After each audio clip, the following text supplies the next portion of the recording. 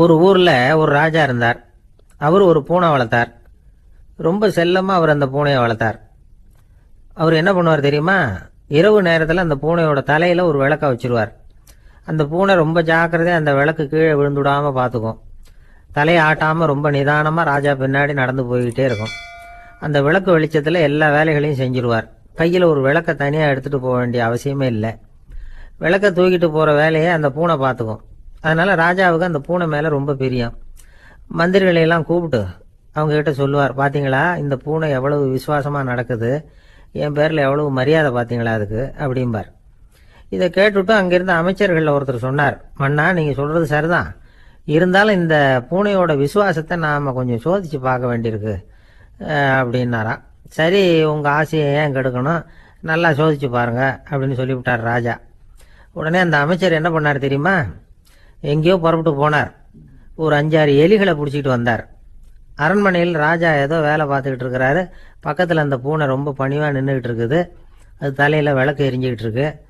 அமைச்சர் தான் பிடிச்சிட்டு வந்த எலிகளை அந்த பூனை பார்வையில் படுறது மாதிரி எதிரில் விட்டார். அந்த எலிகள்லாம் அங்கேயும் இங்கேயும் ஓட ஆரம்பிச்சுது. அதை பார்த்தது பூனை, அவ்வளவுதான். தலையில் இருக்கிற விளக்கை பற்றியும் கவலைப்படலை, ராஜாவை பற்றியும் கவலைப்படலை. ஒரே பாய்ச்சலாக பாஞ்சு எலிகளை துரத்த ஆரம்பிச்சுட்டுது. தலையில் இருந்த விளக்கு எங்கேயோ போய் விழுந்தது, அணைஞ்சு போச்சு. இருட்டில் ராஜா தடுமாற ஆரம்பிச்சுட்டார். இந்த சமயத்தில் அந்த அமைச்சர் மறுபடியும் விளக்கை ஏற்றினார். வெளிச்சம் வந்தது. அதுக்கப்புறம் அந்த அமைச்சர் பேசினார், அரசே, பூனையோட விசுவாசத்தை பார்த்தீங்களா? எலி அது கண்ணில் படுற வரைக்கும் தான் விசுவாசமாக இருந்தது. அது மாதிரி எலியை பார்த்ததும் எல்லாத்தையும் விட்டுட்டு அதை துரத்த ஆரம்பிச்சுட்டு பார்த்தீங்களா? தான் அந்த பூனையை பற்றி நினச்சது தப்புங்கிறது அதுக்கப்புறம் தான் அந்த ராஜாவுக்கு புரிஞ்சுதான். சரி, இப்போ எதுக்கு இந்த கதையெல்லாம் அப்படிங்கிறீங்களா? இந்த பூனை மாதிரி தான் நம்ம மனசும். மனசை எவ்வளவுதான் பயிற்சி கொடுத்து பக்குவமாக வச்சுருந்தாலும் பார்க்கறதுக்கு பரமசாது மாதிரி தான் இருக்கும். பார்க்க வேண்டியதை பார்த்துட்டுதுன்னா பாஞ்சிரும். இந்த பூனை மாதிரி புலன் இன்ப பொருள்கள் கிட்டாத வரைக்கும் மனம் அடங்கி இருக்கிறது மாதிரி தான் தெரியும். கொஞ்சம் வாய்ப்பு கிடைச்சாலும் அது குதிக்க ஆரம்பிச்சிடும், தப்பு பண்ண ஆரம்பிச்சிடும். பெரிய பெரிய முனிவர்கள் வாழ்க்கையில் நடந்த வீழ்ச்சி இதை தான் நிரூபிக்குது. புலன்களின் ஆற்றல் அதிகம். அதனால மனக்கட்டுப்பாடு பயிற்சிகளில் ரொம்ப எச்சரிக்கையாக இருக்கணுங்கிறார் சுவாமி சிவானந்தர். மது பழக்கத்தையே விட்டுவிட்டேன்னு உறுதியாக இருப்பான். கடை கண்ணில் பட்டுவிட்டதுன்னா கால் அவனை கேட்காமலே இழுத்துக்கிட்டு உள்ளே போயிடும். இதுதான் மனசுங்கிறது. அதுதான் அந்த ராஜா வளர்த்த பூனை. நம்மால் ஒருத்தன் அந்த ராஜா பூனை தலையில் விளக்க வச்சது மாதிரி இவன் தன்னுடைய தலையிலேயே ஒரு விளக்கை ஏற்றி வச்சுக்கிட்டு என்னத்தையும் தேட ஆரம்பித்தான். தேடிட்டு இருக்கிறான். தலையை ஆட்டாமல் நிதானமாக நடந்து ரொம்ப நேரமாக தேடிட்டு இருக்கிறான். அந்த சமயம் அங்கே வந்த ஒருத்தர், என்னத்தை தேடுறீங்கன்னு கேட்டார். அதுதான் மறந்து போச்சு அப்படின்னு இழுத்தான். சரி, கொஞ்சம் இப்படி உட்காருங்க, ஞாபகம் வந்ததும் தேட ஆரம்பிக்கலாம் அப்படின்னார் அவர். இவன் கொஞ்ச நேரம் உட்காந்து யோசித்தான். அப்புறம் திடீர்னு எழுந்திரிச்சான். ஞாபகம் வந்துட்டுதுன்னா.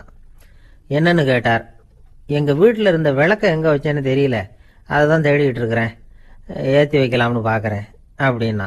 எனக்கு இது மட்டும்தான் சார் தெரியும், இதை தவிர வேறு எதுவும் தெரியாது அப்படின்னு சொல்லிக்கிட்டே காலம் தள்ளுறவங்க ரொம்ப பேர். அவங்களெல்லாம் கஷ்டப்பட வேண்டியிருக்கும். ஒருத்தர் தன்னுடைய தொழிலில் ரொம்ப கெட்டிக்காரராக இருக்கலாம். அதுக்காக எப்பவும் அதே ஞாபகத்தில் இருந்துக்கிட்டு உலகியல் அறிவு இல்லாமல் இருந்துடக்கூடாது, அது ஆபத்து. இதுக்காக நம்ம தாத்தா பாட்டிலாம் ஒரு கதை சொல்லுவாங்களே, கேள்விப்பட்டிருக்கீங்களா? ஒரு சமயம் ஒரு 4 பேர் சேர்ந்து வெளியூருக்கு பிரயாணம் போனாங்களாம். அந்த 4 பேர் எப்படி தெரியுமா? ஒருத்தர் வேதாந்தி, இன்னொருத்தர் சங்கீத வித்வான், 3வது ஆள் வைத்தியர், 4வது ஆள் ஜோசியர். இவங்க 4 பேரும் நண்பர்கள். அதனால் சேர்ந்து புறப்பட்டாங்க. வழியில் ஒரு ஊரில் தங்கினாங்க. இருட்டி போச்சு. அதனால் இன்றைக்கி ராத்திரி இங்கேயே தங்கி இருந்துட்டு நாளைக்கு புறப்படலாம் அப்படின்னு தீர்மானம் பண்ணாங்க. சாப்பாட்டுக்கு என்ன பண்ணுறது? அங்கேயே கடத்தெருவுக்கு போய் சாமான்லாம் வாங்கியாந்து சமைச்சு சாப்பிட்லாம்னு முடிவு பண்ணாங்க.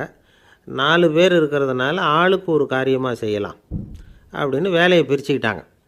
வைத்தியர் கரிகாய் வாங்க போனார். வேதாந்தி எண்ணெய் வாங்க போனார். ஜோசியர் பலசரக்கு வாங்க போனார். சங்கீத வித்வானுக்கு சமைக்கிற வேலை. எல்லாம் சரி, ஆனால் நடந்தது என்ன தெரியுமா? கடைத்தெருவுக்கு காய்கறி வாங்க போனார்ல வைத்தியர், அங்கே போய் மார்க்கெட்டில் பார்த்தார். ஒவ்வொரு கரிகாயாக எடுத்து பார்த்தார். இது பித்தம், உடம்புக்கு ஒத்துக்காது, இது வாயு, உடம்புக்கு ஒத்துக்காது அப்படின்னு ஒவ்வொன்றா தள்ளினார். கடைசியில் ஒன்றுமே தேரல, வெறுங்கையோடு திரும்பி வந்துக்கிட்டு இருக்கிறார். எண்ணெய் வாங்க போனார் வேதாந்தி, அவர் ஒரு தொன்னையில் எண்ணெயை வாங்கினார். பேசாமல் அதை எடுத்துகிட்டு வர வேண்டியது தானே, முடியல. அவருடைய வேதாந்த மூளை சிந்திக்க ஆரம்பிச்சுட்டுது. இந்த தொன்னைக்கு எண்ணெய் ஆதாரமா அல்லது எண்ணெய்க்கு தொன்னை ஆதாரமா அப்படிங்கிற ஆராய்ச்சியில் இறங்கினார். என்னாச்சு தெரியுமா? அப்படி கவுத்து பார்த்தார். வாங்கின எண்ணெய் பூராவையும் வழியில் கொட்டிவிட்டு வெறும் தொன்னையோடு வந்து சேர்ந்தார். பலசரக்கு வாங்க போனார் ஜோசியர். அவர் ஒரு வழியில் பார்த்தாரு. வழியில் வந்தவங்களெல்லாம் அங்கங்கே ஒரு மரத்தடியில் உட்கார வச்சு அவங்களுக்கெல்லாம் ஆர்வம் சொல்ல ஆரம்பிச்சிட்டார். அப்படி ஒவ்வொருத்தராக சொல்லி முடிச்சுட்டு கடத்தருக்கு போய் சேர்ந்தார். இவர் அங்கே போய் சேர்றதுக்குள்ளே ரொம்ப நேரம் ஆகிட்டுது. கடையெல்லாம் பூட்டி விட்டு போயிட்டாங்க. என்ன செய்கிறது? அவரும் வெறுங்கையோடு திரும்பி வந்து சேர்ந்தார். சரி, இவங்க கதை தான் இப்படி ஆச்சு. அங்கே சமைக்கிறதுக்காக உட்காந்துருந்தார் சங்கீத வித்வான். அவர் கதை என்னாச்சு தெரியுமா? அங்கே அவர் அடுப்பை பற்ற வச்சு ஒலையை கொதிக்க வச்சார். அதாவது ஒரு பானையில் தண்ணியை ஊற்றி அடுப்பில் வச்சார். அது கொதிக்க ஆரம்பிச்சிது. தண்ணி கொதிக்கிற சத்தம் இருக்குதுல்ல, அது இவருக்கு தாளம் போடுறது மாதிரி இருந்தது. ஒரே குஷி, பாட ஆரம்பிச்சிட்டார். பாடிக்கிட்டே உற்சாகமாக கையில் இருந்த கரண்டியால் அந்த பானையில் தட்டினார், தாளம் போடுறதா நினச்சிக்கிட்டு. அவ்வளவுதான், பானை பட்டுன்னு உடஞ்சி போச்சு. தலையில் கையை வச்சுக்கிட்டு அவரும் உட்காந்துட்டார். எந்த தொழில் தெரிஞ்சாலும் சரி, அதை புத்திசாலித்தனமாக பயன்படுத்த தெரியலன்னா ஆபத்து தான். அதுக்காக தான் இந்த கதை. ஒரு பஸ்ஸு டிரைவர் ரொம்ப கெட்டிக்காரரு.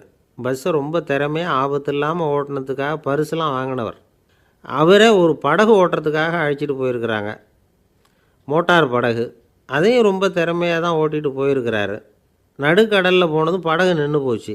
மோட்டாரில் ஏதோ கோளாறு. என்ன செய்யலாம் அப்படின்னு அந்த டிரைவரை கேட்டிருக்கிறாங்க படகுல இருந்தவங்கெல்லாம். அப்போ அவர் சொன்னாராம், கவலைப்படாதீங்க, ஒன்றும் பிரச்சனை இல்லை, எல்லோரும் கொஞ்சம் கீழே இறங்கி பின்னாடி தள்ளுங்க, மோட்டார் ஸ்டார்ட் ஆகிடும் அப்படின்னாராம். வாழ்க்கையில் சில சந்தர்ப்பங்களில் நாம் சில அவமானங்களை சந்திச்சே தீர வேண்டியிருக்கு. என்ன பண்ணுறது, காலம் அப்படி. அவமானப்படுறவங்க உடனே அடங்கி போய்டுறது தான் உலக வழக்கம். அவமானப்பட்டால் உடனே சீறி எழறவங்களும் உண்டு. ஆனால் அதையே ஒரு சவாலாக எடுத்துக்கிட்டு முன்னுக்கு வர்றவங்களும் சில பேர் இருக்கிறாங்க. அவங்க ரொம்ப அபூர்வம். இன்றைக்கி மனோதத்துவ நிபுணர்கள்லாம் என்ன சொல்கிறாங்க தெரியுமா? அவமானப்பட்டுட்டா உடனே அடங்கி போயிடக்கூடாதான். அதையே ஒரு சவாலாக எடுத்துக்கிட்டு மனசில் ஒரு வைராக்கியத்தோடு முயற்சி பண்ணினா வாழ்க்கையில் எல்லாரும் முன்னேறலாமா. அவமானங்கிறத நாம் வைராக்கியமாக மாற்றிக்கணும். அதுதான் வெற்றிக்கு வழி. ராமர் இந்த பூமியில் பிறந்ததே ஒரு வைராக்கியத்தினால தான் சார் அப்படின்னார் ஒருத்தர். எப்படிங்க அது அப்படின்னு கேட்டேன்.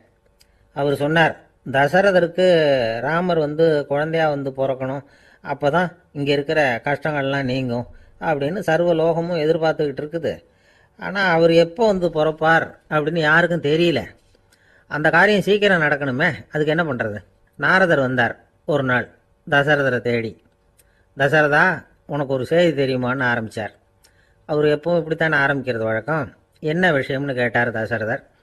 தசரதா, நீ அடிக்கடி உன்னோட தேரில் ஏறிக்கிட்டு தேவலோகத்துக்கு போகிற, அங்கே போகிற வர்ற எல்லாம் பண்ணிகிட்ருக்க, எல்லாம் சரி. தேவலோகத்துலேயும் உன்னை நல்லபடியாக தான் வரவேற்கிறாங்க. தேவேந்திரன் உன்னை பிரியமாக அழைச்சிட்டு போய் தன்னுடைய அரியாசனத்திலேயே தனக்கு பக்கத்திலேயே உட்கார வைக்கிறான். நீயும் சந்தோஷமாக உட்காந்து பேசிவிட்டு வந்துடுற. ஆனால் நீ இங்கே வந்ததுக்கு அப்புறம் அங்கே என்ன நடக்குது தெரியுமா உனக்கு அப்படின்னாரான் நாரதர். என்ன நடக்குது எனக்கு ஒன்றும் தெரியலையே அப்படின்னாரான் தசரதர். நாரதர்கிட்ட கிட்டத்தில் கேட்டிருக்கார், கொஞ்சம் சொல்லுங்கள் என்னது அப்படின்னு. அவர் ஒரு நெருங்கி வந்தாராம் நாரதரும். மெதுவாக அவர் காதோட காதாக சொன்னாராம். அதாவது நம்ம பாஷையில் சொல்லப்போனால் பற்ற வைக்கிறார். நீ அங்கே தேவேந்திரங்கிட்ட உட்காந்து பேசிவிட்டு வந்த பிறகு நீ அங்கே உட்காந்துருந்த அரியாசனத்தை தண்ணி ஊற்றி கழுவி சுத்தப்படுத்துகிறாங்க. நீ என்ன அந்த அளவுக்கு சுத்தம் இல்லாத ஆளா, தினம் குளிக்காமையாக இருக்கிற அப்படின்னாராம். தசரதருக்கு இது ரொம்ப அவமானமாக போயிட்டுது. அப்படியே செய்கிறாங்க அப்படின்னாராம். ஆமாம், நீ வேணும்னா நான் சொல்கிறது உண்மையா இல்லையா அப்படின்னு சோதனை பண்ணி பார்த்துக்கோ அப்படின்னாரான் நாரதர். உடனே தசரதர் இதுக்காகவே புறப்பட்டு தேவலோகம் போனார். அங்கே வழக்கம் போலவே இவரை கூப்பிட்டு உட்கார வச்சு பேசிக்கிட்டு இருந்தான் தேவேந்திரன். கொஞ்ச நேரம் பேசிக்கிட்டு இருந்துட்டு சரி நான் கிளம்புறேன்னு புறப்பட்டார். சரி, அவனும் வாசல் வரைக்கும் வழி அனுப்பி வச்சுட்டு உள்ளே போயிட்டான். தசரதர் வெளியில் கொஞ்ச நேரம் மறைஞ்சி இருந்துட்டு மெதுவாக உள்ளே எட்டி பார்த்தார் என்ன நடக்குதுன்னு. நாரதர் சொன்னது உண்மைதான். தசரதர் உட்கார்ந்துருந்த ஆசனத்தை அங்கே 2 தேவர்கள் கழுவி சுத்தப்படுத்திக்கிட்டு இருக்கிறாங்க. தசரதரால் இதை தாங்கிக்க முடியல. அவருக்கு ரொம்ப அவமானமாக போச்சு. நேராக கிடுகிடுன்னு தேவேந்திரங்கிட்டே போனார். நான் உட்காந்துருந்த இருக்கையே சுத்தம் பண்ணுறியே, நான் என்ன அந்த அளவுக்கு பாவியா அப்படின்னு கேட்டார். ரொம்ப கோபமாக கேட்டார். தசரதரே, மனுஷனுக்கு 3 கடன்கள் உண்டு. தேவகடன், ரிஷி கடன், பித்ரு கடன். இதை தீர்க்காதவன் பாவியாகிறான். இதில் மகனை பெறுவதால் தான் பித்ரு கடன் தீரும். உனக்கு மகன் கிடையாது, அதனால் நீ பாவியாகிற. பாவி உட்கார்ந்துருந்த இடம்ங்கிறதுனால அதை சுத்தம் செய்ய வேண்டியது எங்கள் கடமை அப்படின்னு நானும் தேவேந்திரன். இந்த இடத்துல தசரதருக்கு ஏற்பட்ட அவமானம் ஒரு வைராக்கியமாக மாறிச்சு. தேவேந்திரனே கேட்டுக்கோ, ஒரு மகனை பெற்ற பிறகு தான் இந்த சபையில் மறுபடியும் அடி எடுத்து வைப்பேன் அப்படின்னு சொல்லிவிட்டு போயிட்டாரான். போய் புத்திர காமேஷ் யாகம் பண்ணார், புத்திரர்கள் பிறந்தார்கள். இந்த கதையில் உள்ள கருத்து என்னன்னா, தேவேந்திரன் தசரதரை அப்படி அவமானப்படுத்தலைன்னா அவருக்கு இப்படி ஒரு வைராக்கியம் பிறந்திருக்குமா? யோசிச்சு பார்க்கணும். நமக்கு ஏற்படுகிற சில அவமானங்களையும் வைராக்கியமாக மாற்றிக்குவோம். அப்படி மாற்றிக்கிட்டோம்னா வாழ்க்கையில் முன்னேறலாம். நம்ம ஆளுங்க சில பேர் அவமானத்தை வைராக்கியமாக மாற்றிக்கிறது எப்படி தெரியுமா? நம்மகிட்ட ஒரு பையன் சொன்னான், எங்கள் அப்பா என்னை எல்லாருக்கும் முன்னாடி வச்சு திட்டுவிட்டார், பொறுப்பு இல்லாமல் ஊர் சுற்றுறேன்னு சொல்லி அவமானப்படுத்தி விட்டார். இனிமேல் நீ என் முகத்திலேயே முழிக்காதரா போடான்னு வேற சொல்லிவிட்டார். எனக்கு ரோஷம் வந்துட்டுது. அந்த அவமானத்தை வைராக்கியமாக மாற்றிக்கிட்டேன். அன்னையிலேருந்து அவர் முகத்திலேயே முழிக்கிறது இல்லை அப்படின்னா. அப்படியான்னு கேட்டோம். ஆமாங்க, அவர் வீட்டில் இல்லாத நேரமாக பார்த்து உள்ள சமையல் கட்டுக்கு போய் சாப்பிட்டுட்டு நைஸாக வெளியில் வந்துடுவேன் அப்படிங்கிறான். ஒரு காலத்தில் பிரஷ்யா அப்படின்னு ஒரு தேசம் இருந்தது. இப்போ ஜெர்மனி இருக்குல்ல, இதோட பெரும்பகுதி ஒரு காலத்தில் பிரஷ்யாங்கிற பேரில் இருந்தது. அப்போ அதுக்கு அரசராக இருந்தவர் மகா ஃப்ரெடரிக், அதாவது ஃப்ரெடரிக் தி கிரேட் அப்படின்னு சொல்லுவாங்க. அந்த ராஜாவுக்கு ஒரு சந்தேகம். நாம் பல வகையான வரிகளை விதித்து வசூல் பண்ணுறோம், அப்படி பண்ணி வருமானம் குறைஞ்சிக்கிட்டே போகுதே, இதுக்கு என்ன காரணமாக இருக்கும்? இதுதான் அவருக்கு ஏற்பட்ட சந்தேகம்.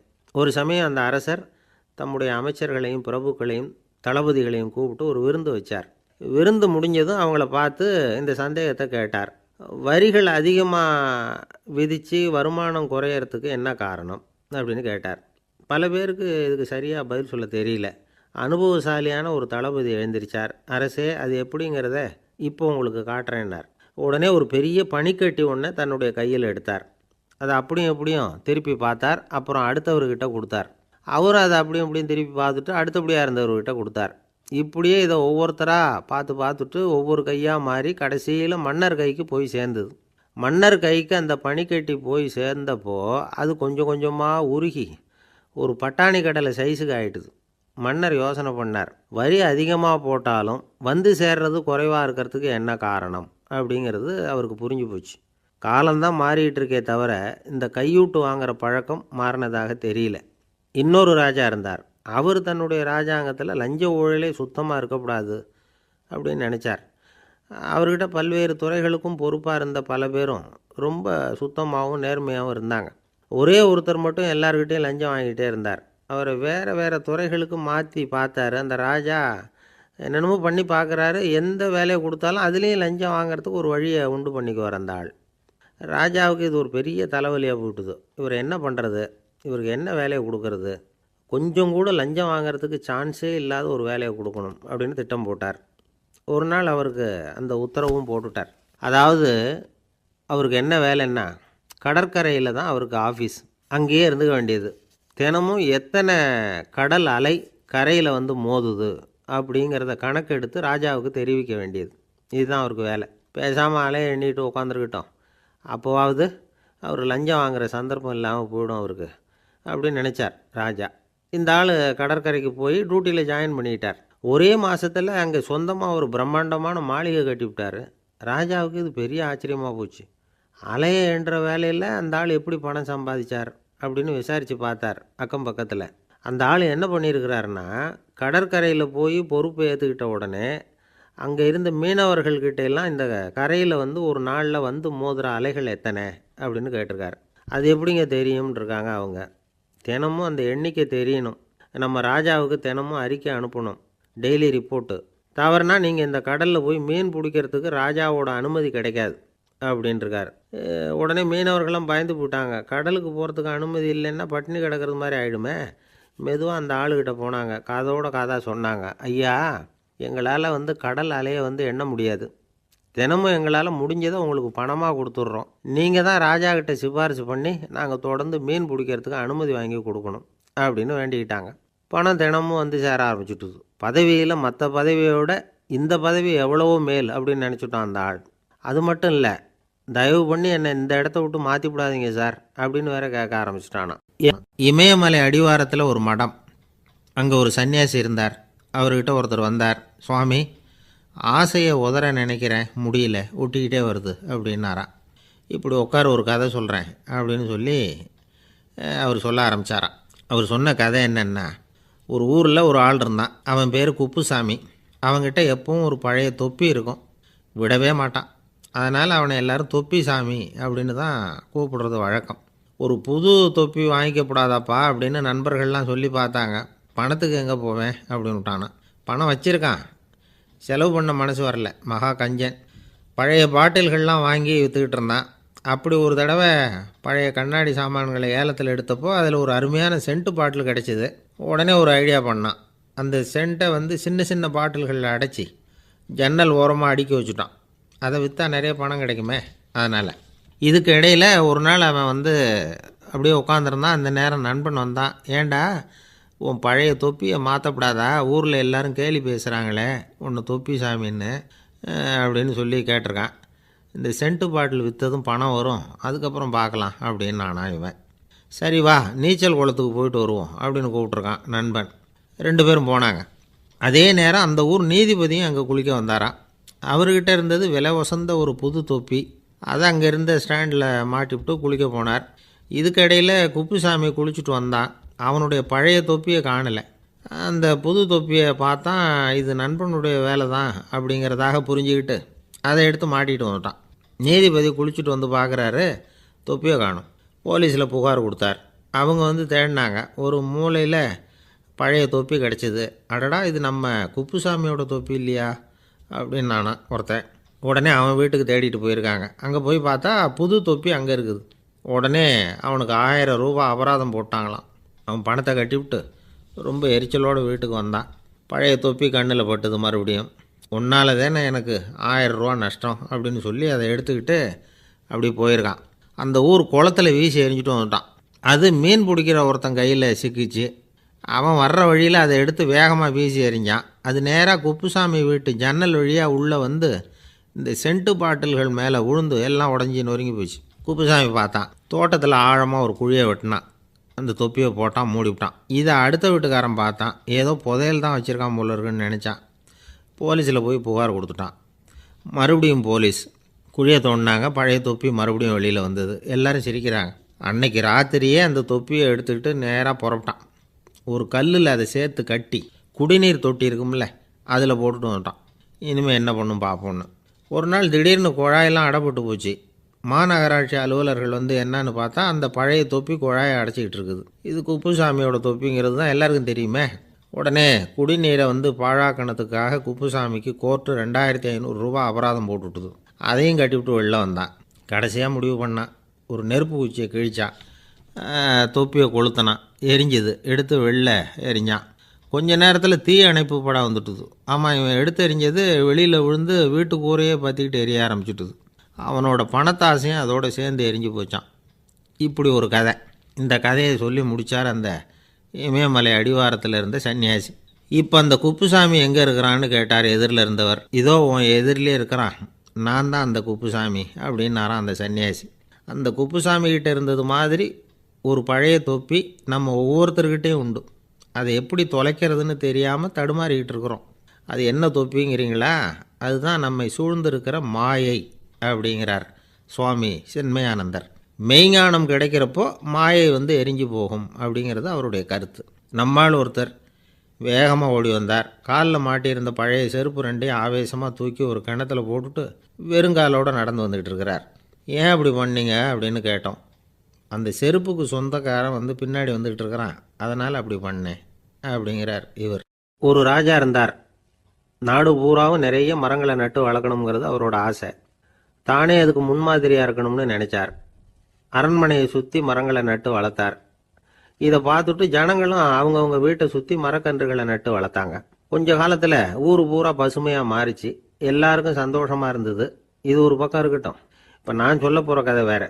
அதாவது, அந்த ராஜா ஒரு நாள் தன்னுடைய அரண்மனையை சுற்றி இருக்கிற விதவிதமான மரங்களை எல்லாம் போய் பார்த்தார். எப்படி இருக்கிறீங்க அப்படின்னு ஒவ்வொரு மரத்துக்கிட்டையும் விசாரிச்சாராம். எந்த மரமும் சந்தோஷமாக இருக்கிறதா தெரியல. அது அதுக்கும் மனசில் ஒரு குறை. முதல்ல ஆலமரத்துக்கிட்ட போனார். அது சொல்லிச்சு, மண்ணா நான் நல்லா பெருசாக வளர்ந்துருக்கிறேன், அடர்த்தியாக இருக்கிறேன், கிளையெல்லாம் 4 பக்கமும் நல்லா படர்ந்து தான் இருக்குது, இருந்தாலும் எந்த பிரயோஜனமும் இருக்கிறதா தெரியல எனக்கு. என்னுடைய பழம்லாம் ரொம்ப சின்னதாக இருக்குது, என் கண்ணுக்கு சரியாக புறப்பட மாட்டேங்குது. நான் இருக்கிற சைஸுக்கு என்னுடைய கிளையில் இருக்கிற பழம்லாம் எவ்வளோ பெருசாக இருக்கணும், அது இத்தினூண்டு இருக்கிறது எனக்கு பெரிய அவமானமாக இருக்குது. இப்படி இங்கே நின்றுக்கிட்டு இருக்கிறதே ரொம்ப கூச்சமாக இருக்குது. ஒரு நல்ல புயல் வந்ததுன்னா பேசாமல் சாஞ்சு விடலாமான்னு பார்க்குறேன் அப்படின்னு புலம்புது ஆலமரம். சரி இருக்கட்டும்னு நினச்சிக்கிட்டு ராஜா அடுத்தபடியாக ஒரு அத்தி மரத்துக்கிட்ட போனார். அதுவும் புலம்ப ஆரம்பிச்சிட்டுது. நான் கூட பெரிய மரம் தான், இல்லை இலையெல்லாம் அழகாக தான் இருக்குது, பழம் அழகாக இருக்குது, இருந்தாலும் உள்ள விஷயம் இல்லையே, அத்தி பழத்தை புட்டு பார்த்தா அத்தனையும் சொத்த அப்படின்னு பழமொழியே உண்டாயிட்டுதே. இப்படி ஒரு கெட்ட பேரோட நான் இருக்கணுமா அப்படின்னு புலம்புது அது. சரி இது இருக்கட்டும் அப்படின்னு சொல்லி அடுத்தபடியாக வேப்ப மரத்துக்கிட்ட போனார். அது தன்னுடைய வேதனையை வெளியிட்டது. எனக்கு எவ்வளவோ மருத்துவ குணங்கள்லாம் இருக்கிறதா சொல்லிக்கிறாங்க, இருந்தாலும் என்ன பிரயோஜனம், என்னுடைய பழத்தை மனிதர்கள் யாரும் விரும்பி சாப்பிட்றது இல்லையே அப்படின்னுது. ராஜா அடுத்தாப்புல இருந்து ஒரு பனை மரத்துக்கிட்ட போனார். நான் நல்லா உயரமாக தான் வளர்ந்துருக்கிறேன், மற்ற மரங்கள்லாம் என்னை வந்து அண்ணாந்து தான் பார்க்கணும், இருந்தாலும் என்கிட்ட நிழலுக்காக யாரும் வந்து ஒதுங்கிறது இல்லையே அப்படின்னுது. என்ன இது எல்லா மரமும் இப்படி திருப்தி இல்லாமல் இருந்துகிட்டு இருக்குதே அப்படின்னு நினச்சிக்கிட்டே ராஜா அடுத்தபடியாக அங்கே இருந்த ஒரு பைன் மரத்துக்கிட்ட போனார். அழகாக உயரமாக பசுமையாக தான் இருந்தது, ஆனால் பழமோ பூவோ கிடையாது. அதை நினச்சா அது வருத்தப்பட்டுக்கிட்டு இருக்குது. ஓக் மரம் அது ஒன்று நின்றுட்டு இருந்தது. அது என்ன சொல்லிச்சுன்னா, இலையுதிர் காலத்தில் என் மேலே இருக்கிற எல்லா இலைகளும் உதிர்ந்து போடுது, முடி கொட்டின மனிதர்கள் மாதிரி மொட்டையாக நான் நிற்க வேண்டி இருக்குது, என்ன வாழ்க்கை இது அப்படின்னு சொல்லி அழுத்துக்கிட்டது. சரி புளிய மரம் என்ன சொல்லுது பார்ப்போம்னு அதுகிட்ட போனால், என்னுடைய நிழலில் யாருமே தங்க மாட்டாங்க, உடம்புக்கு சூடுன்னு ஒதுங்கி போயிடுவாங்க, அடிமரத்தை பார்த்தீங்கன்னா பட்டையெல்லாம் உறிஞ்சி பார்க்கறதுக்கே கேவலமாக இருப்பேன் அப்படின்னுது அது. முருங்கை மரம் என்ன சொல்லிச்சு தெரியுமா, என்னுடைய இலை காயெல்லாம் சாப்பிட்றவங்களுக்கு சத்து கொடுக்கறது வாசம் தான், ஆனால் என் உடம்புல சத்தே கிடையாது, கொஞ்சம் வேகமாக காற்று அடிச்சதுன்னா முறிஞ்சி விழுந்துடுறேன், என்ன வாழ்க்கை இது அப்படின்னு சொல்லி அது வருத்தப்பட்டது. ராஜா யோசனை பண்ணார், என்ன இது மரங்கள் வந்து பூமியின் வரங்கள்னு சொல்கிறோம், மழை பெய்யறதுக்கு அதுதான் காரணம், பூமி செழிப்பாக இருக்கிறதுக்கும் அதுதான் காரணம், வீடு கட்டுறதுக்கு மரம், நாற்காலி செய்ய உபயோகப்படுத்துறதுக்கும் அதுதான் உபயோகப்படுது, மனுஷனுக்கு வேண்டிய ஆகாரங்களையும் கொடுக்குது, இப்படியெல்லாம் இருந்தும் எல்லா மரமும் நிம்மதி இல்லாமல் இருந்துகிட்டு இருக்குதே அப்படின்னு நினைச்சார். அப்போ அங்கே இருந்த ஒரு மகிழ மரம் அவர் கண்ணில் பட்டுது. அந்த மரம் மட்டும் கொஞ்சம் நிம்மதியாக மகிழ்ச்சியாக இருக்கிறது மாதிரி தெரிஞ்சுது. உடனே ராஜா அதுகிட்ட போனார். உனக்கு மனசில் எதுவும் குறை இல்லையான்னு கேட்டார். இல்லை நான் சந்தோஷமாக தான் இருக்கேன்னு அந்த மகிழ மரம். அப்படியான்னு ஆச்சரியமாக கேட்டார் ராஜா. ஆமாம் மன்னா, இந்த இடத்துல நீங்கள் ஒரு முருங்கை மரத்தையோ வேப்ப மரத்தையோ கூட நட்டிருக்கலாம், ஆனால் இந்த இடத்துல நடுறதுக்கு என்ன தேர்ந்தெடுத்துருக்குறீங்க, அதுவே எனக்கு பெருமை, அதுவே எனக்கு திருப்தி அப்படின்னு தான் மகிழ மரம். மகிழ மரம் சாதாரணமாக தான் இருக்கும், இளம் மஞ்சள் நிறத்தில் பூக்கள், அது காய்ந்தும் மனம் வீசும். மகிழ மரம் மாதிரி மன திருப்தியோடு வாழறதுக்கு நாம் கற்றுக்கணுமா. நாம் இந்த உலகத்தில் ஒரு நாயாவோ நரியாவோ கூட பிறந்திருக்கலாம், மனுஷனாக பிறந்திருக்கிறோம், அதுவே பெருமை தானே. இந்த நிறைவு தான் மகிழ்ச்சியின் ரகசியம். ஒரு பையன் அப்பா கிட்ட போய், அப்பா நீங்கள் இந்த உலகத்தில் ஒரு மனுஷனாக பிறந்தது என்னோட அதிர்ஷ்டம் நானா. ஏண்டா அப்படி சொல்கிறேன்னு இருக்கார் அப்பா. நீங்கள் ஒரு கரடியாக பிறந்திருந்தா இந்நேரம் நானும் ஒரு கரடி குட்டியாக தானே இருந்திருப்பேன் அப்படின்னு நானா பையன். காசியில் இருக்கிற கடவுள் காசி விஸ்வநாதர், அங்கே இருக்கிற தேவி காசி விசாலாட்சி. இவங்க 2 பேரும் ஒரு நாள் பேசிக்கிட்டு இருந்தப்போ கடவுள் சொன்னார், இந்த மனிதர்களை நாம் ரொம்பவும் நம்பிக்கையோடு தான் படைச்சிருக்கிறோம், இருந்தாலும் அவங்களுக்கு தான் நம்பிக்கை இல்லை, எதுலேயும் ஒரு உண்மையான நம்பிக்கை இல்லாமல் வாழ்ந்துக்கிட்டு இருக்கிறாங்க அப்படின்னார். என்ன அப்படி சொல்கிறீங்க, அதோ பாருங்கள் எவ்வளவு பேர் காசியை தேடிட்டு வந்து கங்கையில் குளிச்சுக்கிட்டு இருக்கிறாங்க, அவங்களெலாம் நம்பிக்கை இல்லைன்னா இவ்வளவு தூரம் தேடிட்டு வந்து இங்கே குளிப்பாங்களா அப்படின்னு நாங்கள் தேவி. சரி அதை சோதித்து பார்க்கலாம் அப்படின்னு 2 பேரும் முடிவு பண்ணிக்கிட்டாங்க. உடனே ஒரு திட்டம் போட்டாங்க. அது எப்படின்னா, நாம் 2 பேருமே பக்தர்கள் மாதிரி உருவத்தை மாற்றிக்கிட்டு கங்கை கரைக்கு போக வேண்டியது. நான் வந்து கங்கையில் இறங்கி குளிக்கிறேன், கொஞ்ச நேரத்தில் சுழலில் மாட்டிக்கிட்டது மாதிரி நடிக்கிறேன், நீ உடனே கரையிலிருந்து சத்தம் போடும், என்னோடய வீட்டுக்காரரை யாராவது காப்பாற்றுங்களேன்னு சத்தம் போடும். அதோடு இன்னொன்று சொல்லு, யாராவது ஒரு புண்ணிய ஆத்மா அவர்கிட்ட போய் அவருடைய முடியை பிடிச்சி இழுக்கணும், அப்படி ஒரு சாபம் இருக்குது எங்களுக்கு. புண்ணிய ஆத்மா, அதாவது எந்த பாவமும் செய்யாத இல்லாத ஒருத்தர் தான் அவரை காப்பாற்ற முடியும், அப்படிப்பட்டவங்க யாராவது வெள்ளத்தில் குதிச்சு என்னுடைய கணவரை காப்பாற்றுங்கோ அப்படின்னு நீ சத்தம் போடு, கூச்சல் போடு, என்ன நடக்குதுன்னு பார்க்கலாம் அப்படின்னார் கடவுள். சரின்னு சொல்லி 2 பேருமா சாதாரண பக்தர்கள் மாதிரி கங்கை கரைக்கு வந்து சேர்ந்தாங்க. அவர் இறங்கி குளித்தார். திட்டம் போட்டது மாதிரியே சுழலில் மாட்டிக்கிட்டது மாதிரி கத்துனார். கரையில் இருந்த அந்த அம்மா, ஐயோ என் கணவரை காப்பாற்றுங்களேன், யாராவது காப்பாற்றுங்களேன்னு கத்துனாங்க. பல பேர் ஓடி வந்தாங்க. உடனே இவங்க, பாவம் இல்லாத புண்ணிய ஆத்மா ஒருத்தரால் தான் என்னுடைய கணவர் காப்பாற்றப்படணுங்கிறது விதி, அப்படி ஒரு சாபம் இருக்குது, அதனால் புண்ணிய ஆத்மா யாராவது அவர்கிட்ட போய் அவர் முடியை பிடிச்சி தூக்குனா அவரை காப்பாற்றி போடலாம் அப்படின்னாங்க. இவங்க இப்படி சொன்னதும் எல்லாரும் திகைச்சு போய் நின்றுட்டாங்க. ஒவ்வொருத்தருக்கும் அவங்க செஞ்ச பாவம்லாம் ஒவ்வொன்றா ஞாபகத்துக்கு வர ஆரம்பிச்சுட்டுது. சரி, இதுக்கு நாம லாயக்கு இல்லை அப்படின்னு சொல்லி ஒதுங்கி போக ஆரம்பிச்சிட்டாங்க எல்லாம். இந்த சமயத்தில் யாரோ ஒருத்தர் வேகமாக ஓடி வந்தார். ஆற்றுல குதித்தார். அவர்கிட்ட போனார், முடியை பிடிச்சார், தூக்குனார், அவரை காப்பாற்றி கரைக்கு கொண்டுட்டு வந்துட்டார். அப்படி காப்பாற்றின அந்த ஆளை இவங்க 2 பேரும் தனியாக கூப்பிட்டுக்கிட்டு ஒரு மண்டபத்துக்கு வந்துட்டாங்க. வந்து விசாரிக்கிறாங்க. நீ யாரப்பா அப்படின்னு கேட்குறாங்க. ஏதும் தெரியாத மாதிரி. நான் இந்த ஊர் அன்ன சத்திரத்தில் வேலை செய்கிற ஒரு சமையல்காரன் அப்படிங்கிறார். நீ வந்து கங்கையில் குளிக்கிறது உண்டான்னு கேட்டிருக்காங்க.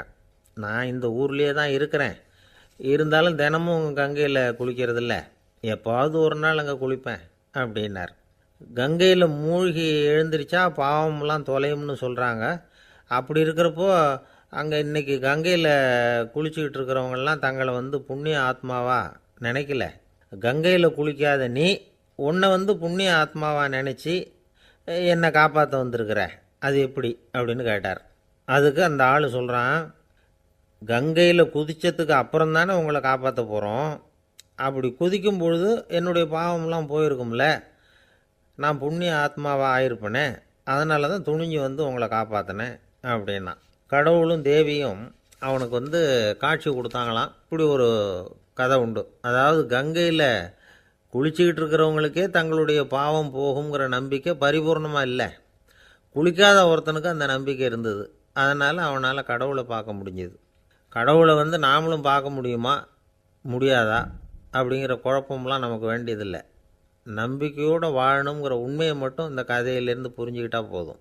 ஏன்னா இந்த கதையை கேட்டுட்டு ஒரு நண்பன் குதர்க்கமாக ஒரு கேள்வி கேட்டான். ஏன் சார், கங்கையில் குளித்தா பாவம் போயிடும்னு சொல்கிறீங்களே, நான் எனக்கு வேண்டாத ஒருத்தனை அழைச்சிட்டு போய் கங்கையிலேயே தள்ளி விட்டுட்டு அதுக்கப்புறம் அங்கேயே முழுக்க போட்டுட்டு நான் செஞ்ச பாவத்தை வந்து அதுலேயே கழுவி விட்டுட்டு மறுபடியும் உங்ககிட்ட வந்துடுறேன்னு வச்சுக்கோங்க, நீங்கள் என்னை வந்து புண்ணிய ஆத்மான்னு ஏற்றுக்குவீங்களா அப்படிங்கிறான். ஆள் கொஞ்சம் ஆசைந்தான், நம்மளே அங்கே அழைச்சிட்டு போனாலும் போயிடுவான். ஒரு கடைக்கு போனேன், 5 ரூபா பணத்தை எடுத்து கொடுத்தேன். ஒரு தினசரி பத்திரிகையை கேட்டேன். அவர் உடனே அங்கே அடுக்கி வச்சிருந்த பத்திரிகையில் ஒன்று எடுத்து என் கையில் கொடுத்தார். வாங்கிக்கிட்டேன். மீதி பணத்தை எடுத்தார். அதையும் என் கையில் கொடுக்கணும்ல, கொடுக்கல. எதிரில் இருந்த பலகையில் வச்சு எடுத்துக்க சொன்னார். எப்பவும் அவர் அப்படி தான் பண்ணுவார். நானும் எடுத்துக்கிட்டு வந்துடுவேன். இவர் ஏன் இப்படி பண்ணுறாருங்கிறது எனக்கு ரொம்ப நாளாக ஒரு சந்தேகம். ஒரு நாள் அவர்கிட்டயே அதை கேட்டுவிட்டேன். ஏங்க, நீங்கள் உங்கள் கடைக்கு வந்து பொருள்கள் வாங்குறவங்களுக்கு நீங்கள் பாக்கி சில்லறையை கொடுக்குறப்போ பலகையில் வச்சு விட்றீங்க, கையில் கொடுக்க மாட்டேங்கிறீங்களே, ஏன் அப்படின்னு கேட்டேன். காசை கையில் கொடுத்தா நம்மக்கிட்ட இருக்கிற லட்சுமி போயிடுவா சார் அப்படின்னார். அதாவது பணம் செலவாயிடும் அப்படின்னு அர்த்தமா. இன்னொரு நண்பர், அவர் ஒரு நாள் வழக்கத்துக்கு மாறா ரொம்ப சோகமாக உட்காந்துருக்கிறார். ஏங்க என்னாச்சு, ஏன் இப்படி கப்பலே கவிழ்ந்தது மாதிரி உட்காந்துருக்குறீங்க அப்படின்னு கேட்டேன். கப்பலே கவிழ்ந்திருந்தா கூட நான் இப்படி கவலைப்பட மாட்டேன் சார், வேற ஒன்று நடந்து போச்சுன்னார். என்னன்னு கேட்டேன். என் உச்சந்தலையில் பள்ளி ஒன்று விழுந்துட்டுதுன்னார். அதுக்காகவா இப்படி அப்படின்னு ஆச்சரியப்பட்டேன்.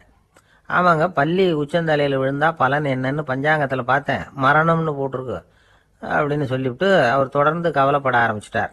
இப்படியும் ஒருத்தர், என் கூட வேலை பார்க்குற ஒருத்தர் எப்படி தெரியுமா, தினமும் வலது காலை வச்சு தான் ஆஃபீஸுக்கு உள்ளே நுழைவார். என்னைக்காவது தவறுதலாக இடது காலை வச்சு உள்ளே வந்துட்டார்னா அன்னைக்கு பூரா மனசு சங்கடப்படுவார், எந்த வேலையும் சரியாக ஓடாது. கேரம் போர்டு ஆடுற ஒருத்தர் எப்போ ஆட உட்காந்தாலும் ஸ்ட்ரைக்கரை கை தவறி கீழே விழுற மாதிரி பண்ணி அதுக்கப்புறம் அதை எடுத்துக்கிட்டு ஆட உட்காருவார்.